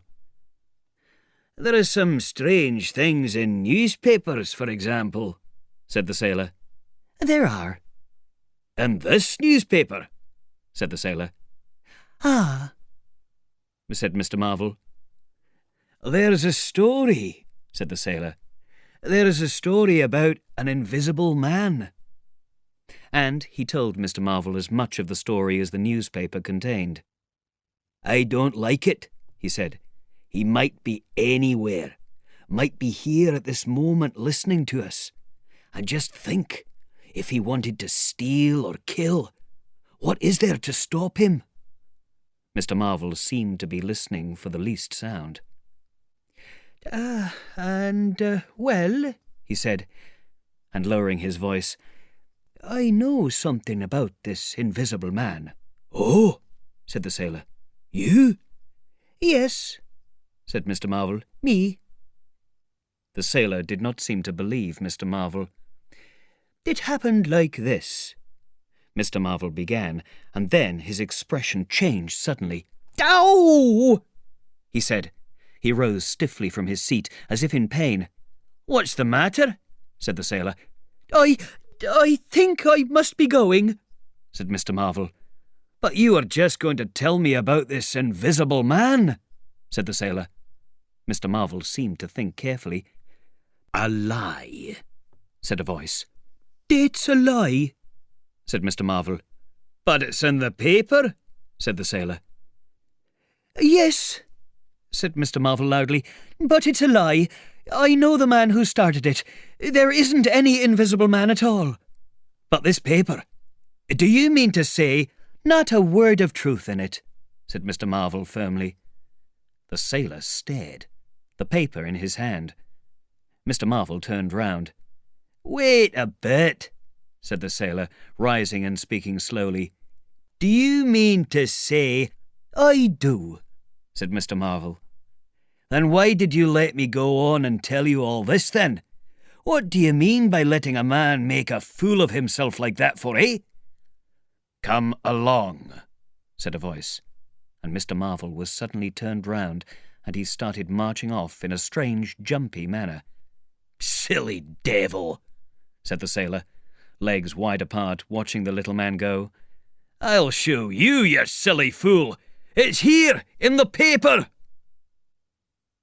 And there was another strange thing he was soon to hear about that happened quite close to him. And that was a handful of money, travelling by itself by the wall. A sailor friend had seen this strange sight that very morning. He had tried to take the money and had been knocked down by an unseen hand, and when he had got to his feet, the money had disappeared. The story of the flying money was true, and all round that neighbourhood, even from the bank, From shops and inns, money had quietly walked away, and it had found its way into Mr. Marvel's pocket. So the sailor had heard. Chapter 13. The Man in a Hurry. In the early evening time, Dr. Kemp was sitting in his study on the hill above Burdock.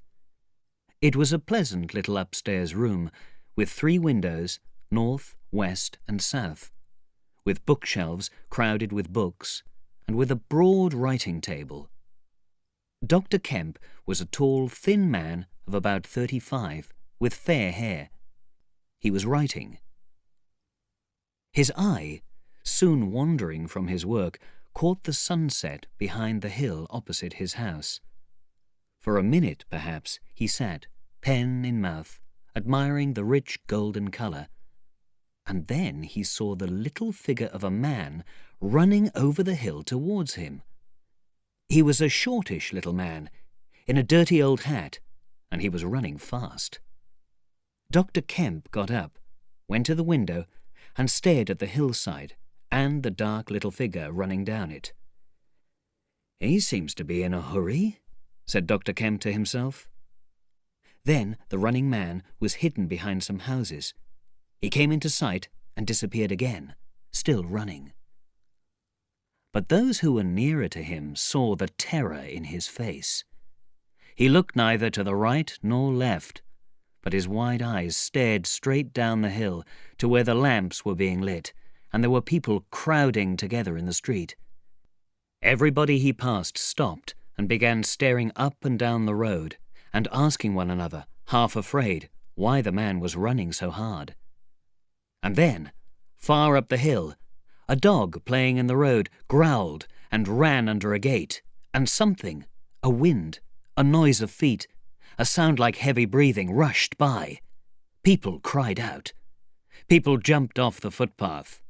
They shouted as the thing rushed past them down the hill, and they were still shouting in the street before Marvel was halfway there. They were running into houses with the news and shutting the doors behind them. He heard it and ran even faster. Fear came hurrying by, rushed ahead of him, and in a moment had seized the town. The Invisible Man is coming. The Invisible Man. Chapter 14. In the Happy Cricketers. At the bottom of the hill was an inn called the Happy Cricketers. Inside, the barman leant his fat red arms on the table and talked about horses with a cabman, while a black-bearded man who spoke like an American talked to a policeman. "What's the shouting about?" said the cabman, trying to see up the hill over the dirty yellow curtains in the low window of the inn. Somebody ran past outside. "Fire, perhaps," said the barman. The door was pushed open, and Marvel, crying, his hat gone, the neck of his coat torn open, rushed in and tried to shut the door. It was held half open by a doorstop. "Coming!" he cried. The voice cracked with terror. "He's coming! The Invisible Man! After me! Help! Help! Help!" "Shut the doors," said the policeman. "Who's coming? What's the matter?" He went to the door and removed the doorstop, and the door shut with a bang. The man with the beard closed the other door. "Let me hide," said Marvel, with tears running down his face. "Let me hide. Lock me in somewhere. I tell you, he's after me. I escaped. He said he'd kill me, and he will." "You're safe," said the man with the black beard. "The door's shut. What's it all about?" "Oh, let me hide," said Marvel, and cried aloud as a blow suddenly made the locked door shake. The blow was followed by a hurried knocking and a shouting outside. "Hello!" cried the policeman. "Who's there?" "Oh, he'll kill me," shouted Mr. Marvel. "He's got a knife or something. Don't open the door. Please don't open the door. Where shall I hide?" "Is this the Invisible Man, then?" asked the black-bearded man with one hand behind him.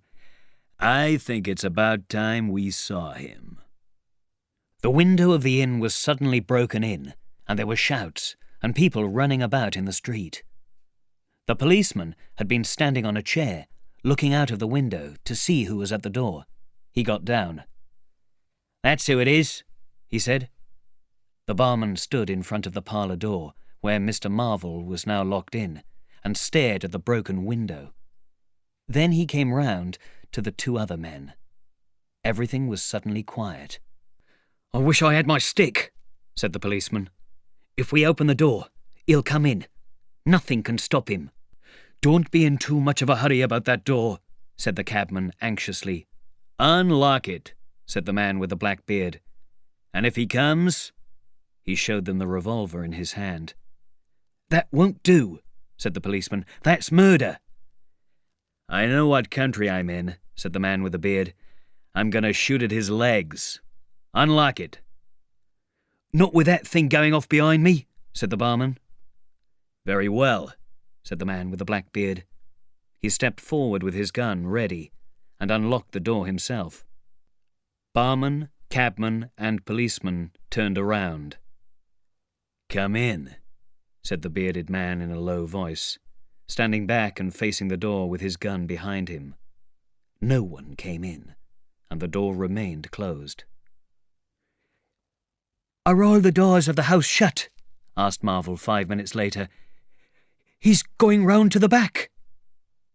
"There's the yard door," said the barman, "and the private door." "The yard door!" He rushed out of the bar. In a minute he appeared again with a long, sharp knife in his hand. "The yard door was open," he said. "He may be in the house now," said the cabman. The man with the beard put the gun back in his pocket. As he did so, the door opened. Something rushed past them, and the parlour door burst open. They heard Marvel cry out and ran to his rescue. The bearded man's revolver went off, and the mirror at the back of the parlour came crashing down on the floor. As the barman came into the room, he saw Marvel struggling against the door that led to the yard and kitchen. The door flew open, and Marvel was dragged into the kitchen. The policeman, who had been trying to pass the barman, rushed in, followed by the cabman, caught hold of the invisible hand that held Marvel, was hit in the face and fell down. Then the cabman took hold of something. "I've got him," said the cabman. "Here he is," said the barman. Mr. Marvel suddenly dropped to the ground and made an attempt to hide behind the legs of the fighting men. The struggle went backwards and forwards near the door. The voice of the invisible man was heard for the first time, as the policeman stepped on his foot. Then he cried out, and his arms flew out. The cabman was suddenly knocked to the ground by a kick in the stomach. The door into the bar parlour from the kitchen shut with a bang as Mr. Marvel escaped through it. The men in the kitchen found themselves struggling with empty air. "Where's he gone?" cried the man with the beard. "Out?" "This way," said the policeman, stepping into the yard and stopping. A large stone flew by his head and fell on the kitchen table. "I'll show him," shouted the man with the black beard, and he fired 5 rapid shots in the direction the stone had come from. As he fired, the man with the beard moved his hand slightly, so that his shots went from one side to the other of the narrow yard. A silence followed. "Come along," he said, "and feel around for his body." Chapter 15. Dr. Kemp's Visitor. Dr. Kemp was writing in his study when he heard the shots. Crack, crack, crack, they came, one after the other. "Hello," said Dr. Kemp to himself, putting his pen into his mouth again and listening. "Who's letting off guns in Burdock? What are they doing now?" He went to the south window, threw it up and, leaning out, stared down on the town. "It looks like a crowd down by the Happy Cricketers," he said to himself. Then his eyes wandered over the town to far away where the ship's lights shone. The moon in its first quarter hung over the hill to the west, and the stars were clear and bright. 5 minutes later, Dr. Kemp pulled down the window again and returned to his writing desk. It must have been about an hour after this that the front doorbell rang. He sat listening. He heard the servant go to the door and waited for the sound of her feet on the staircase, but she did not come. What was that about? Dr. Kemp asked himself. He tried to go on with his work, failed, and went downstairs. He rang the bell and called to the servant as she appeared in the hall. Was that a letter? He asked. Only the bell ringing, sir, and no one there, she answered. I'm restless tonight, he said to himself. He went back to his study. Soon afterwards, he was hard at work again, and his room was silent except for the sounds of the clock and his pen moving over the paper. It was 2 o'clock before he had finished his work for the night. He rose and went upstairs to bed. When he had taken off his coat and shirt, he felt thirsty. He took a lamp and went down to the dining room in search of a drink. Dr. Kemp's scientific work had trained him to notice things quickly. As he crossed the hall, he saw a dark spot on the floor near the stairs. He went on upstairs, and then he asked himself what the dark spot on the floor might be. He went back to the hall and, bending down, touched the spot. It looked and felt like drying blood. He returned upstairs, looking around him and thinking about the blood spot. Then, suddenly, he saw something which made him stop. There was blood on the handle of his door. He looked at his own hand. It was quite clean. Then he remembered that the door of his room had been open when he came down from his study, and that he had not touched the handle at all. He went straight into his bedroom, his face quite calm, perhaps a little more determined than usual. He looked at the bed. There was a pool of blood, and the sheet was torn. He had not noticed this when he had been lying in the room before. The other side of the bed looked as if someone had been lying on it. Then he seemed to hear a low voice say, "Help me, Kemp." But Dr. Kemp did not believe in voices. He stood staring at the sheets. Was it really a voice? He looked around him again and noticed nothing, but he clearly heard something move across the room. A strange feeling came over him. He closed the door of the room and came forward. Suddenly, with a shock, he saw a bloody bandage hanging in the air between him and the bed. He stared at it in surprise. It was an empty bandage. A bandage properly tied, but quite empty. He would have moved forward to take hold of it, but a touch stopped him, and a voice spoke quite close to him. "Kemp," said the voice. "Eh?" said Kemp, with his mouth open. Said the voice, "I'm an invisible man." Kemp made no answer for a moment or two, but simply stared at the bandage. "The invisible man?" he said at last. "I'm an invisible man," repeated the voice. "I thought it was a lie," he said. "Have you got a bandage on?" he asked. "Yes," said the invisible man. "Oh," said Kemp, and then, "I say, but this is nonsense. It's some trick." He stepped forward suddenly, stretched out his hand towards the bandage, and met invisible fingers. "Keep steady, Kemp, in God's name. I want help badly. Stop." The hand seized his arm. He struck at it. "Kemp!" cried the voice. "Kemp, keep still." A desire to free himself took hold of Kemp, but the hand held his shoulder, and he was suddenly pushed and fell backwards upon the bed. He opened his mouth to shout, and the corner of the sheet was pushed between his teeth. The invisible man held him down, but his arms were free, and he hit back fiercely. "Listen to reason, will you?" said the invisible man. "By heaven, you'll make me mad. Stop struggling and lie still! Lie still! Kemp struggled for another moment and then lay still. Let me get up, he said. I'll stay where I am, and let me sit quiet for a minute. He sat up and felt his neck. I'm just an ordinary man. A man you used to know, made invisible. Do you remember Griffin? Griffin? Repeated Kemp. Griffin, answered the voice. A younger student than you. What has this to do with Griffin? I am Griffin. Kemp laughed. It's too much of a shock, he said. But what devil's work can make a man invisible? It's no devil's work. It's honest and simple enough. It's terrible, said Kemp. How on earth? I'm wounded and in pain and tired. Great God! Kemp, you are a man. Keep calm. Give me some food and drink, and let me sit down here.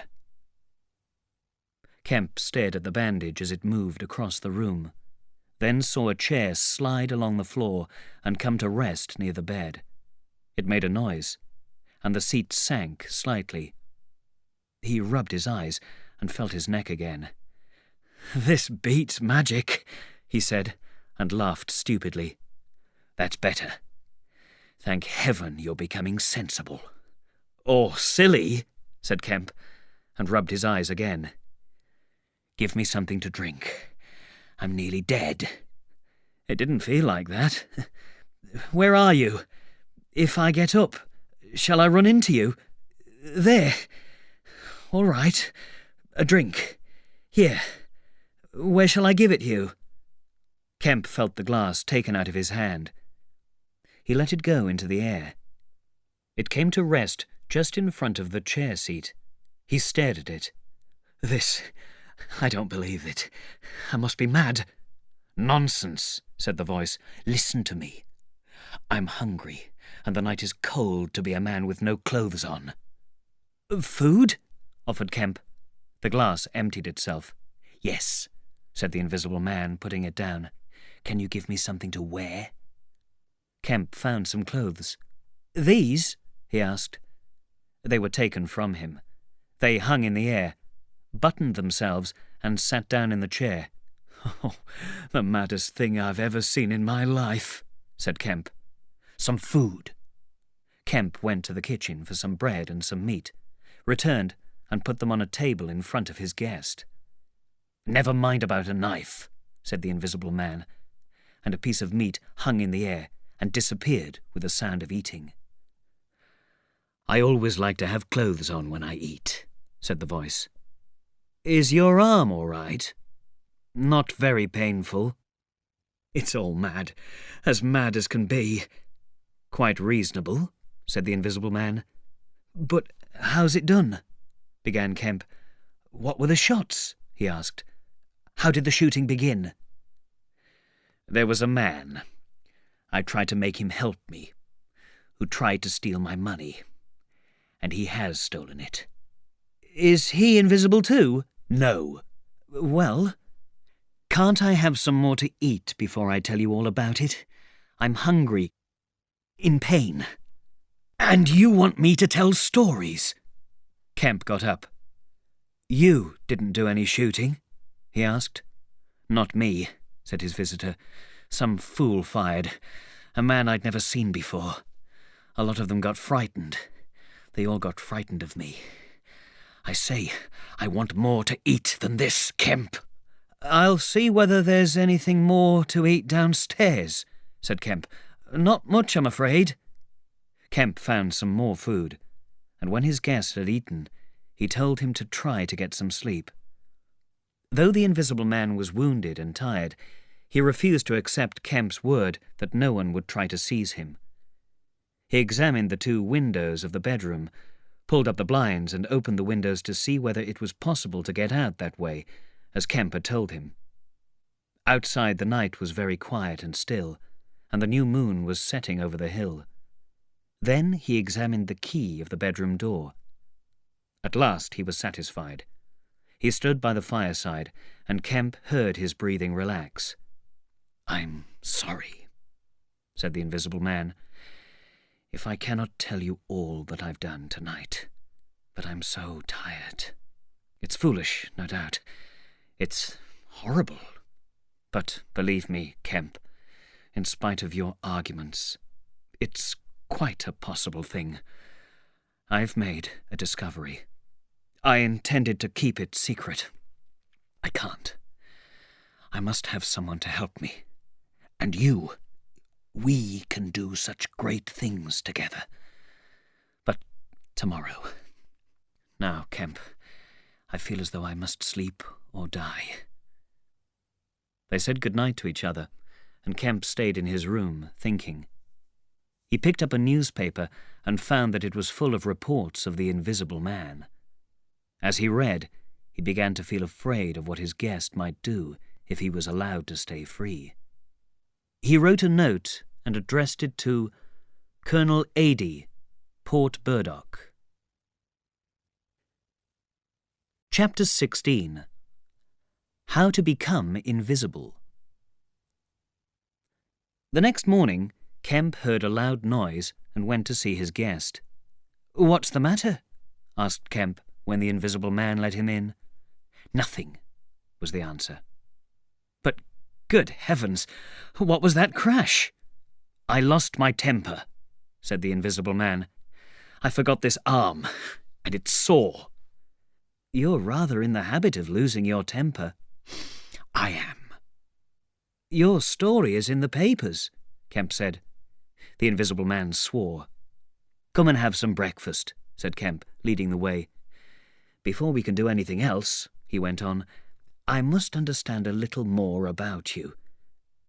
He had sat down with the air of a man who means to talk seriously. "It's simple enough," said Griffin. "No doubt it's simple enough to you, but—" Kemp laughed. "Well, yes, to me it seemed strange at first, no doubt. But we can still do great things. I found the secret first at Chesilstowe College." "Chesilstowe?" "I went there after I left London. You know, I have always been interested in light." "Ah." "I said, I will give my life to this. This is worth my trouble. You know what fools we are at 22. "Fools then and fools now," said Kemp. As though just knowing could satisfy a man, I saw a way to change the human body, or any other kind of body. And then the strange man, or rather the clothes of a man sitting opposite Kemp, explained how a student of science had disappeared. "If you take a small piece of glass and crush it into powder, the powder is white and solid like salt. You can't see through it. Human flesh, white paper, cloth, hair are really made of a kind of powder. The tiny grains of powder break up the light which shines on them, so that it can't shine through them, and that is why we can see flesh and paper. Now, if you could smooth the broken grains of powder so that they would not break up the light, they would no longer look solid. The light would shine through them, just as now the sun is shining through me. You can try it with a piece of white paper and a drop of oil. Pour a little oil on the paper and things will begin to show through it. If the oil is good enough and the paper is bad enough, you will be able to see through the paper to the print on the other side. That is because the oil is smooth, and it smooths out the rough surfaces of each little grain of the powder.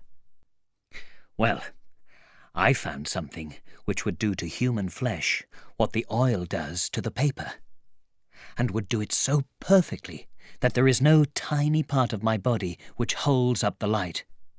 It is as if you had taken powdered glass and turned it back into the unbroken glass of that window. The explanation, as always between two scientists, led to all kinds of questions. Kemp was so surprised at the story that he nearly forgot that his friend was invisible. "Yes," said the voice, I had found it all. The way was open. And then, after years of care and working in secret, then I knew that I could do nothing. I knew, and I was helpless. And that was after 3 years of secrecy and hard work. "Why could you do nothing?" asked Kemp. "I had no money," said the invisible man, and went to stare out of the window. He turned round. "I robbed the old man. Robbed my father. The money was not his." And he shot himself. Chapter 17.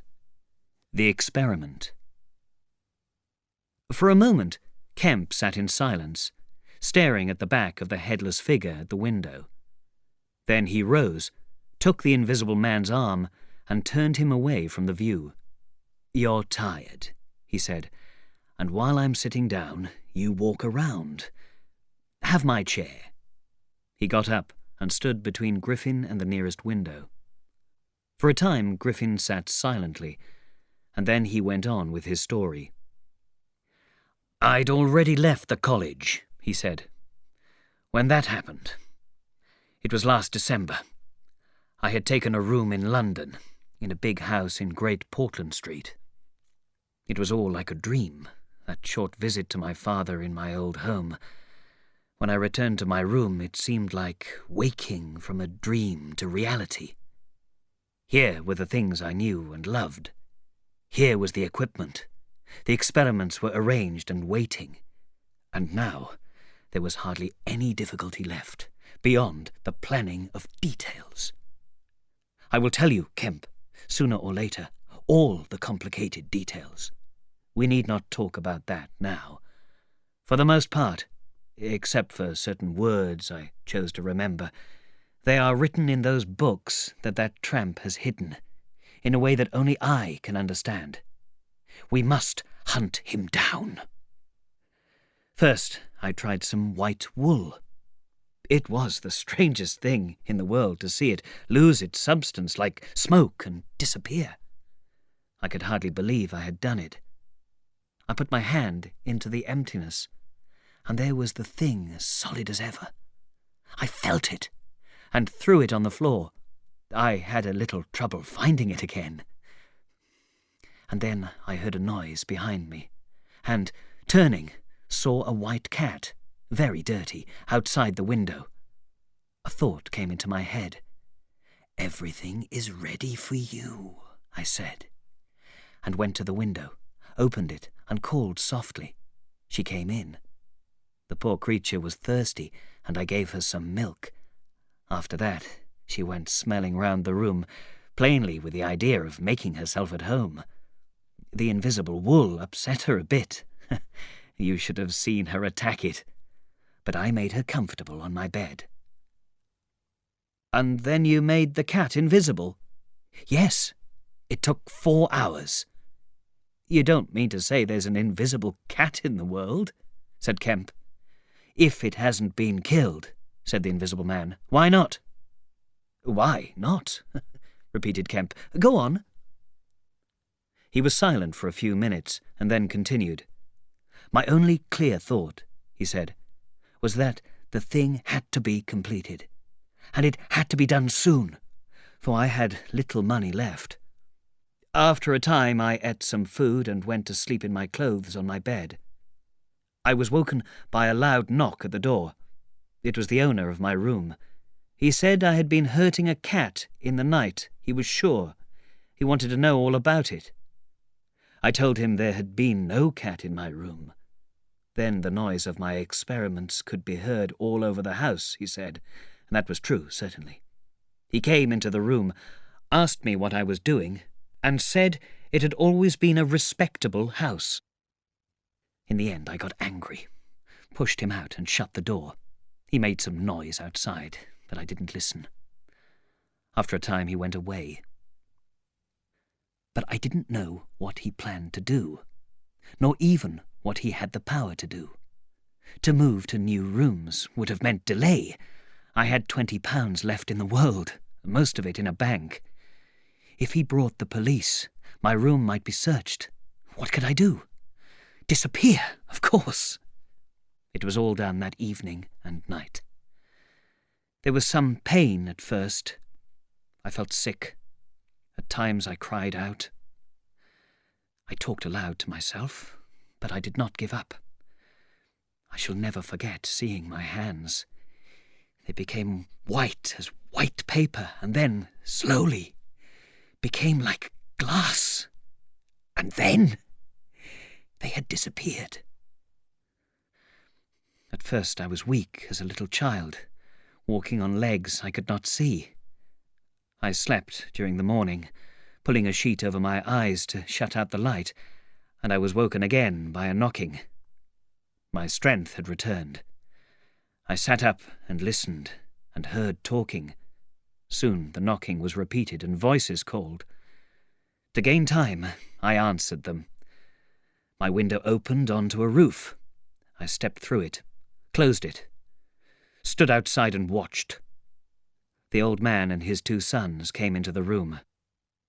You may imagine their surprise at finding the room empty.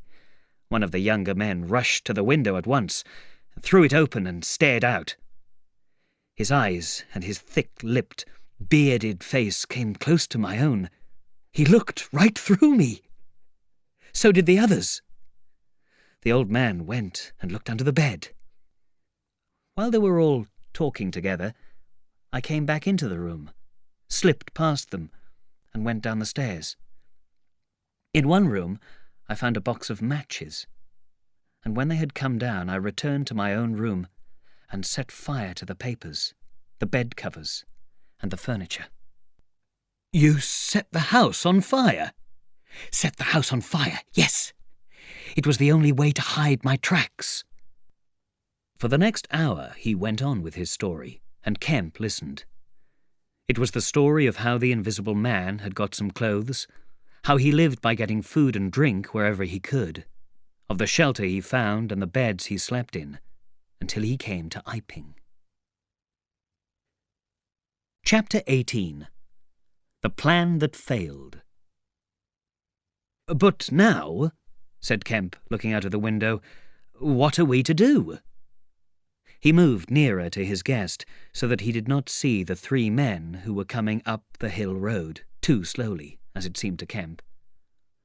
What were you planning to do when you were going to Port Burdock? Did you have a plan? I was going to leave the country. But I have rather changed that plan since seeing you. I thought it would be wise, now the weather is hot, to make for the south, especially as my secret was known, and everyone would be watching for a man all wrapped up like me. You have regular boats from here to France. My idea was to get on board one. Then I could go by train into Spain or else to Algiers. It wouldn't be difficult. There a man could be invisible all the time, but still live and do things. I was using that tramp as a money box and carrier until I decided how to get my books and things sent over to join me. That's clear. And then he tried to rob me. He has hidden my books, Kemp. Hidden my books. If I can get hold of him, You'd better get the books from him first. But where is he? Do you know? He's in the town police station, locked up at his own request, in the strongest room in the place. The rat, said the Invisible Man. But that delays your plans a little. We must get those books. Those books are necessary. Certainly, said Kemp, a little anxiously, unsure if he heard footsteps outside. Certainly we must get those books. But that won't be difficult, if he doesn't know they're for you. No, said the Invisible Man, thoughtfully. Kemp tried to think of something to keep the conversation going, but the Invisible Man continued himself. Coming into your house, Kemp, he said, changes all my plans. For you are a man who can understand. You are a scientist. You have told no one I'm here? Not a soul. If we are to make any use of being invisible, we must start by killing. Killing? repeated Kemp. "I'm listening to your plan, but I'm not agreeing. Why killing?" "The point is this. They know as well as we do that there is an invisible man, and that invisible man, Kemp, must now start to rule by terror. Yes, I mean it. To rule by terror. He must take a town like your Burdock and put the fear of God into it. He must give orders. He can do that in many ways. And he must kill everybody who disobeys his orders, and everybody who works against him." "Really?" said Kemp, no longer listening to Griffin, but to the sound of his front door opening and closing. The invisible man had also heard the sound. "Listen," he said. "What is that downstairs?" Nothing," said Kemp, and suddenly he began to speak loud and fast. "I don't agree to this, Griffin," he said. "Understand me, I don't agree to this. Why do you wish to be alone? Why not tell everyone? Think how much better it would be. You might have 1,000,000 helpers." The invisible man raised his hand. "There are footsteps coming upstairs," he said. "Nonsense," said Kemp. "Let me see," said the invisible man, and went to the door and listened. And then things happened very quickly. Suddenly, the clothes sat down and opened as the unseen man began to undress. Kemp opened the door. As he opened it, there came sounds of hurrying feet and voices downstairs. With a quick movement, Kemp pushed the invisible man back, jumped aside, and shut the door behind him. The key was outside and ready. In another moment, Griffin would have been locked in the room, except for one little thing. The key fell noisily on the floor. Kemp's face became white. He tried to hold the door handle with both hands. For a moment, he pulled at it. Then the door opened slightly, but he got it closed again. The second time it was opened a foot, and the clothes came into the opening. Kemp's throat was seized by invisible fingers, and he let go of the handle in order to defend himself. He was forced back and thrown heavily to the floor. Halfway up the stairs was Colonel Adie, the chief of the Burdock police. He was staring at the sudden appearance of Kemp, followed by the clothes, which danced in the air. He saw Kemp fall and then struggle to his feet. He saw Kemp rush forward and go down again. Then, suddenly, he was struck. By nothing. A great weight, it seemed, jumped on him, and he was thrown down the staircase. An invisible foot stepped on his back. Faint steps passed downstairs. He heard the 2 police officers in the hall shout and run, and the sound of the front door of the house as it shut. He rolled over and sat up, staring. He saw Kemp coming down the staircase, his face white and bleeding. "My God!" cried Kemp. "I couldn't stop him. He's gone." Chapter 19. The Hunt for the Invisible Man. Kemp took some time to explain to Colonel Adie what had happened. "He's mad," said Kemp, "and evil. He thinks of nothing but his own advantage, his own safety. I've listened this morning to a terrible story of cruelty and pride. He has wounded men. He'll kill them unless we can prevent him. He plans to rule by terror. Nothing can stop him. He's loose outside there now, and he's mad." "He must be caught," said Adie. "That's certain." "But how?" cried Kemp, and suddenly became full of ideas. "You must begin immediately. You must set every man to work. You must prevent him leaving this place. If he gets away, he may go through the country, killing as he goes. The only thing that may keep him here is the thought of finding some books which he values very much. I will tell you about them. There is a man in your police station. Marvel." "I know," said Adie. "I know. Those books, yes, but the invisible man Says he hasn't got them, but he thinks Marvel has. Now listen, you must prevent him from eating or sleeping. Day and night the country must be on the watch for him. Food must be locked up, all food, so that he will have to break into a house or shop to get it. The houses everywhere must be shut against him. For 20 miles round Port Burdock, the whole country must begin hunting and keep on hunting. I tell you, Adie, he's dangerous. Unless he's caught, it's terrible to think of the things that may happen. Come along, said Colonel Adie. Tell me as we go. What else is there we can do? In another moment, Adie was leading the way downstairs. They found the front door open, and the policeman standing outside staring at empty air. "He's got away, sir," said one. "We must tell the police station at once," said Adie. "One of you must go down and report, and then come up and meet us, quickly. And now, Kemp, what else?" "Dogs," said Kemp. "Get dogs. They don't see him, but they smell him. Get dogs." "Good," said Adie. "We have no suitable dogs, but the prison officers over at Halstead know a man with bloodhounds. What else?" "Remember," said Kemp, "his food shows. You can see it for some time after he has eaten it, so he has to hide. You must keep on searching in every quiet corner, and put away all weapons, and everything that might be a weapon. He can't carry such things for long. You must hide anything he can pick up and strike men with." "Good again," said Adie. "We'll find him yet." "And the roads," said Kemp, and hesitated. "Yes," said Adie. "Broken glass," said Kemp. "It's cruel, I know, but think of what he may do." Adie drew the air in between his teeth sharply. "It's cruel. I don't perhaps think we should. But I'll have some broken glass ready. If he is killed, it will be only what he deserves." "The man is mad, I tell you," said Kemp. "He will do anything. We must catch him by any possible means. He has cut himself off from the human race." Chapter 20. The Wicksteed Murder. The Invisible Man seems to have rushed out of Kemp's house in blind anger.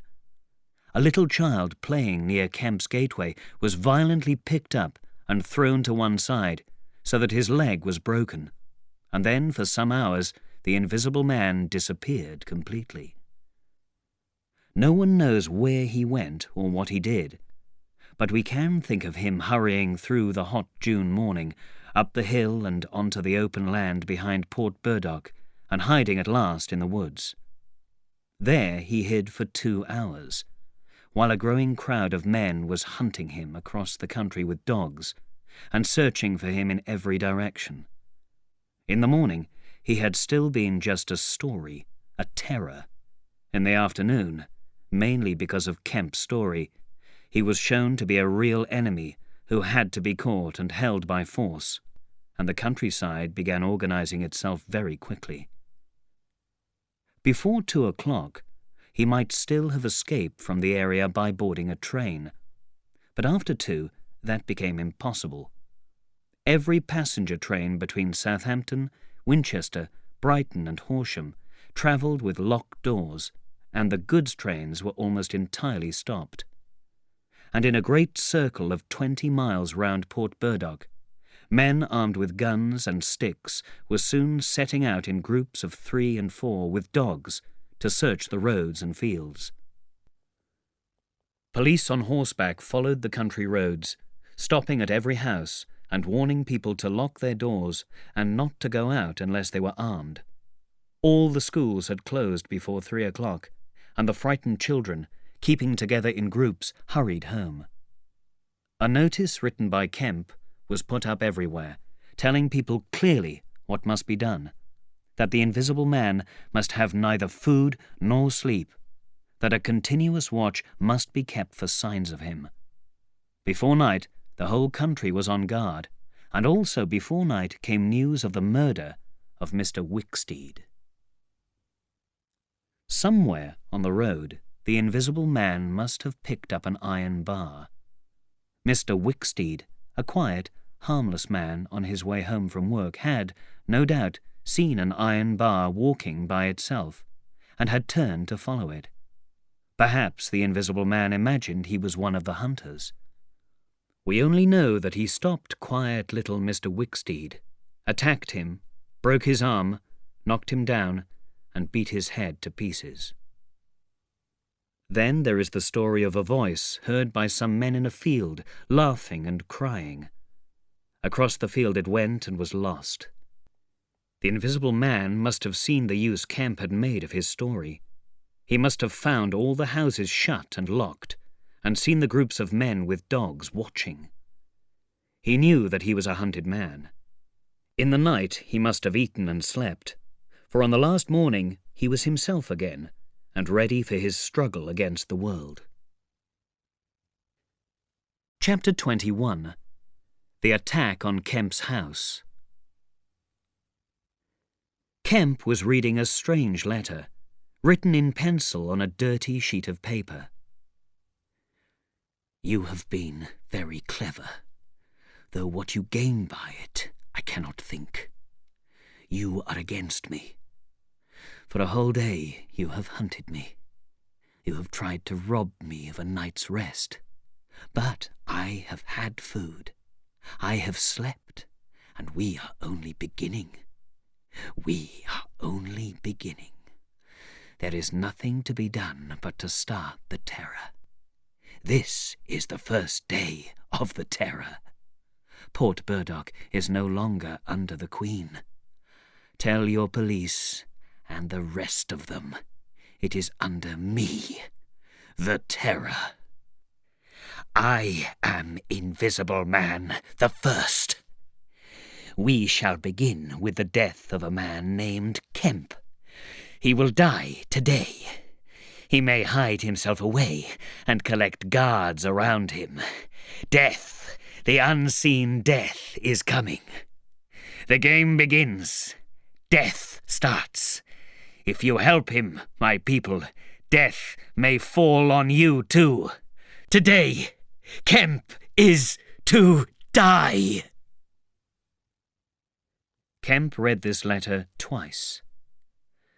"That's his voice," he said, "and he means it." He got up slowly, leaving his lunch unfinished. The letter had come by the 1 o'clock post, and went into his study. He rang the bell for his servant and told her to go round the house immediately and see that all the windows were shut. He closed the study windows himself. From a locked drawer in his bedroom, he took a little revolver, examined it carefully, and put it into his pocket. He wrote a number of short notes, one to Colonel Adey, and gave them to his servant to take. "There is no danger to you," he said. He thought for a time, and then returned to his meal. Finally, he struck the table. "We will have him," he said. "He'll go too far." He went up to his room, carefully shutting every door after him. "It's a game," he said, "a strange game. But I shall win, Mr. Griffin," he said. He stood at the window, staring at the hot hillside. He must get food every day. Did he really sleep last night? Out in the open somewhere?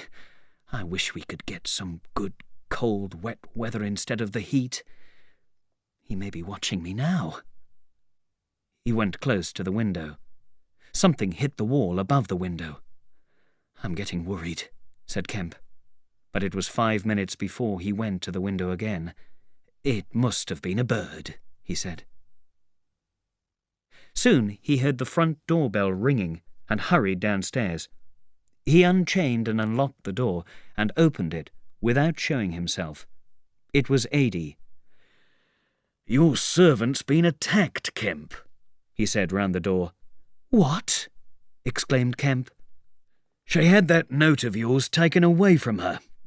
He's very near. Let me in." Kemp opened the door a few inches, and Adey came in. He stood in the hall, looking at Kemp locking the door. Kemp swore.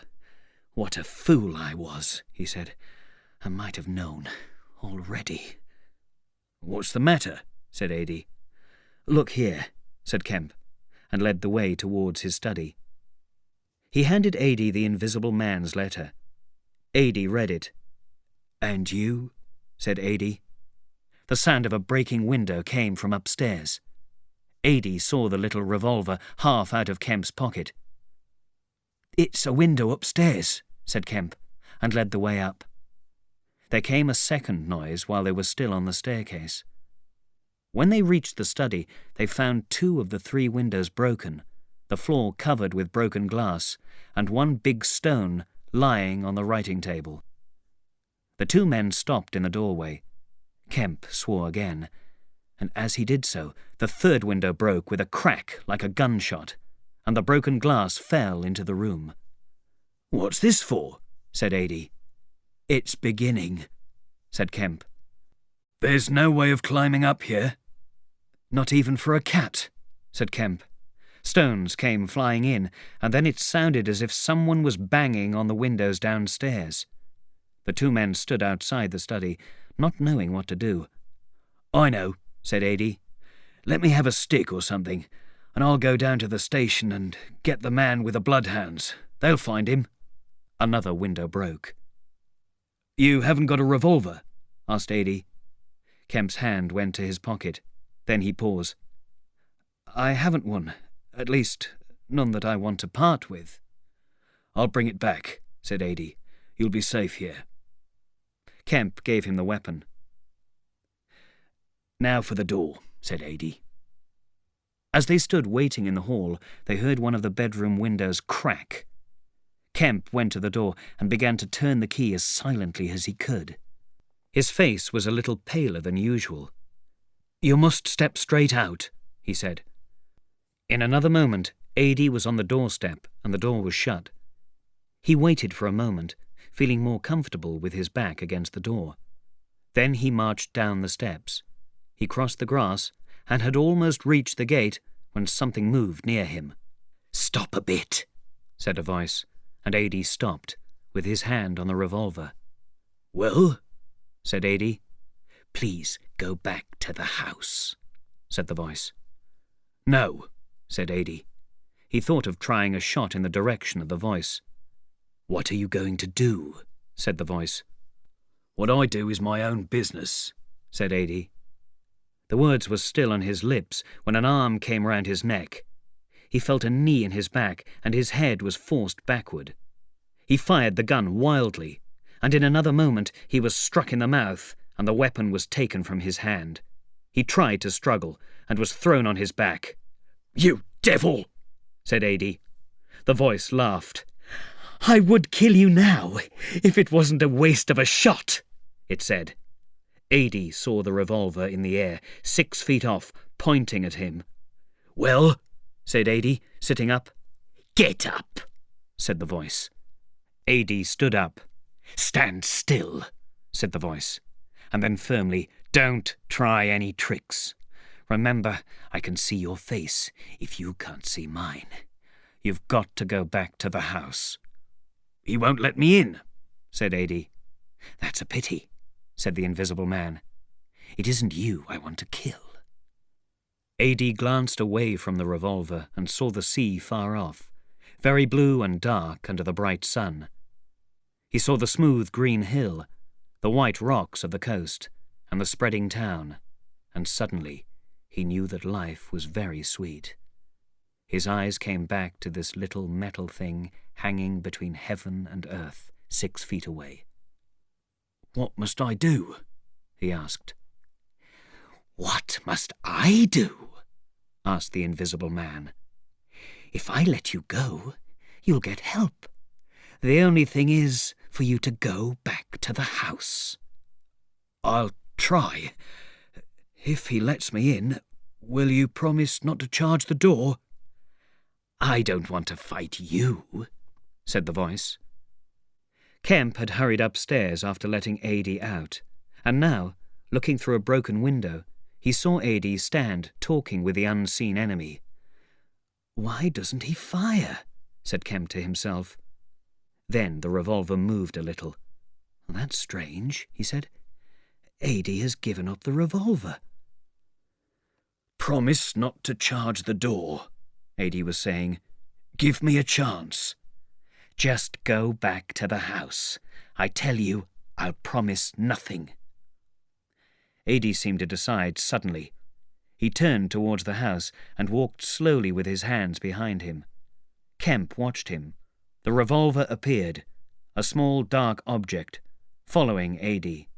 Then things happened very quickly. Adie jumped at the small object, missed it, threw up his hands and fell forward on his face. A little ball of blue smoke rose into the air. Kemp did not hear the sound of the shot. Adie raised himself on one arm, fell forward, and lay still. For a time, Kemp remained looking at Adie as he lay peacefully on the grass. The day was very hot and still. Nothing seemed to move. Adie lay on the grass near the gate. The curtains of all the houses down the hill road were drawn, but in one little green garden hut was a white figure, rather like an old man asleep. Kemp's eyes returned to Adie. The game was not beginning well. Then came a ringing and a knocking at the front door, but nobody opened it. Silence followed. Kemp sat listening, and then began to look carefully out of the 3 windows, one after another. He went to the stairs and stood listening anxiously. What was his enemy doing? Suddenly there was a banging from below. He waited and went down the stairs again. The house was filled with the sound of heavy blows and breaking wood. He went into the kitchen. The door was being broken down with an axe. Kemp went back into the passage, trying to think. In a moment, the invisible man would be in the kitchen. This door would not keep him a moment, and the front doorbell rang again, and Kemp heard voices. It was the policeman with the servant. He ran into the hall, opened the door, and 3 people fell into the house in a pile. Kemp shut the door again. "The invisible man," said Kemp. "He has a revolver, with 2 shots left. He's killed Adie. At least, he's shot him. Didn't you see him on the grass? He's lying there." "Who?" said one of the policemen. "Adie," said Kemp. "We came round the back way," said the girl. "What's that banging?" asked one of the policemen. "He's in the kitchen, or will be. He's found an axe." Suddenly the house was full of the sound of the invisible man's blows on the kitchen door. The girl stared towards the kitchen and stepped into the dining room. Kemp tried to explain in broken sentences. They heard the kitchen door breaking open. "This way!" cried Kemp, and he pushed the policeman into the dining room doorway. "The pokers," said Kemp, and rushed to the fire. He handed a poker to each of the policemen. He suddenly threw himself backwards. "Whoop!" said one policeman, jumped to one side and caught the axe on his poker. The revolver cracked and shot a hole in a picture. The second policeman brought his poker down on the little weapon and sent it to the floor. The axe went back into the passage. They could hear the invisible man breathing. "Stand away, you 2, he said. "I want that man Kemp." "We want you," said the first policeman, taking a quick step forward and striking with his poker at the voice. The invisible man must have stepped back and fallen over a chair. Then, as the policeman went after him, the invisible man returned and struck him down. But the second policeman, aiming behind the axe with his poker, hit something soft that cracked. There was a sharp cry of pain, and then the axe fell to the ground. The policeman struck again at emptiness and hit nothing. He put his foot on the axe and struck again. Then he stood, holding the poker, listening for the slightest movement. He heard a window open, and a quick rush of feet outside.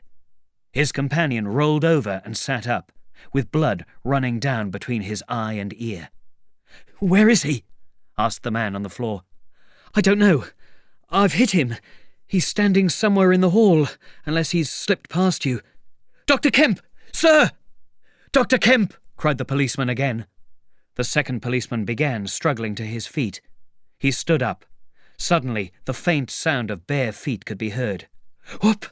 cried the first policeman, and threw his poker. He started to go after the invisible man. Then he changed his mind and stepped into the dining room. "Dr. Kemp!" he began. The dining room window was wide open, and neither servant nor Kemp was to be seen. Chapter 22. The Hunter Hunted. Kemp had set off running to save his life, as he had seen Mr. Marvel run down the hill road. Never, he thought, had he seemed to run so slowly. People looked at him. They saw fear in his face. Now he was rushing to the town below, where people were standing or walking in groups.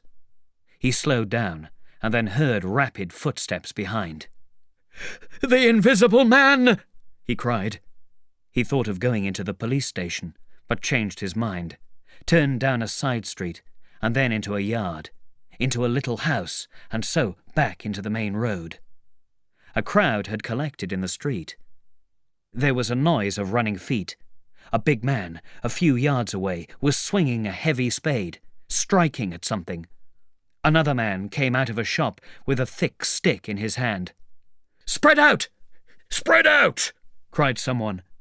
Kemp stopped and looked round, breathing heavily. "He's close," he cried. "Form a line across." He was hit hard under the ear and tried to turn round towards his unseen enemy. Then he was hit again under the jaw and fell to the ground. In another moment a knee was digging into his chest and hands held his throat, but one hand was weaker than the other. Then the spade of the big man came through the air above him and struck something. He felt warm blood on his face. The hold on his throat was loosened, and Kemp rolled on top of his enemy. "I've got him!" cried Kemp. "Help! Help! Hold him! He's down! Hold his feet!" In another second there was a rush of people to the struggle. There was no shouting after Kemp's cry, only a sound of blows and feet and heavy breathing. Then the invisible man got to his feet. Kemp still held his legs. Then someone got hold of his neck and pulled him back. Down went the pile of struggling, kicking men again. Then suddenly came a wild cry that died away into silence. "Get back!" cried Kemp. "He's hurt! I tell you, stand back!" A doctor was feeling the unseen body. "The mouth is all wet," he said.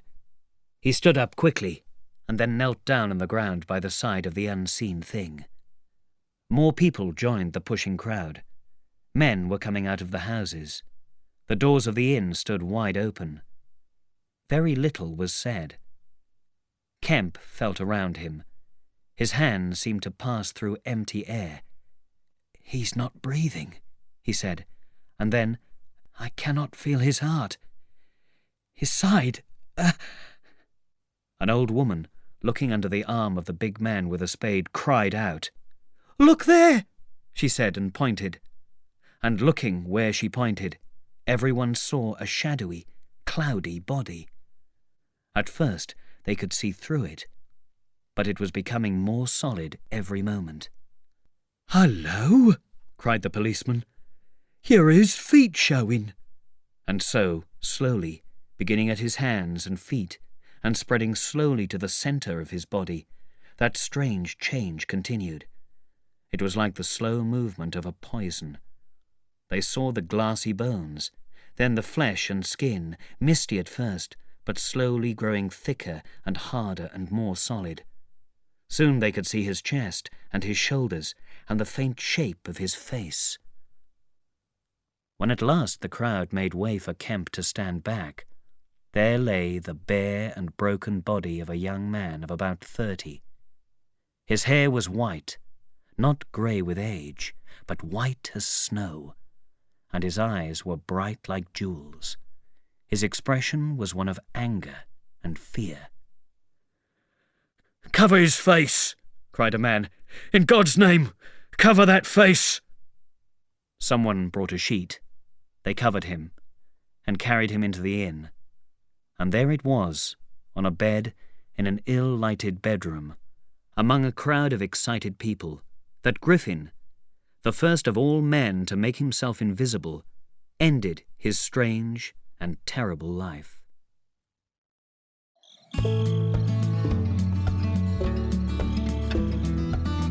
Repeat. Repeat. Footstep. Footstep. Coal. Coal. Carriage. Carriage. Fireplace. Fireplace. Respectfully. Respectfully. Doorway. Doorway. Hatred. Hatred. Untrue. Untrue. Helpless. Helpless. Scattered. Scattered. Staircase. Staircase. Unpaid. Unpaid. March. March. Backward. Backward. Upward. Upward. Exclaim. Exclaim. Restless. Restless. Intend. Intend. Crush.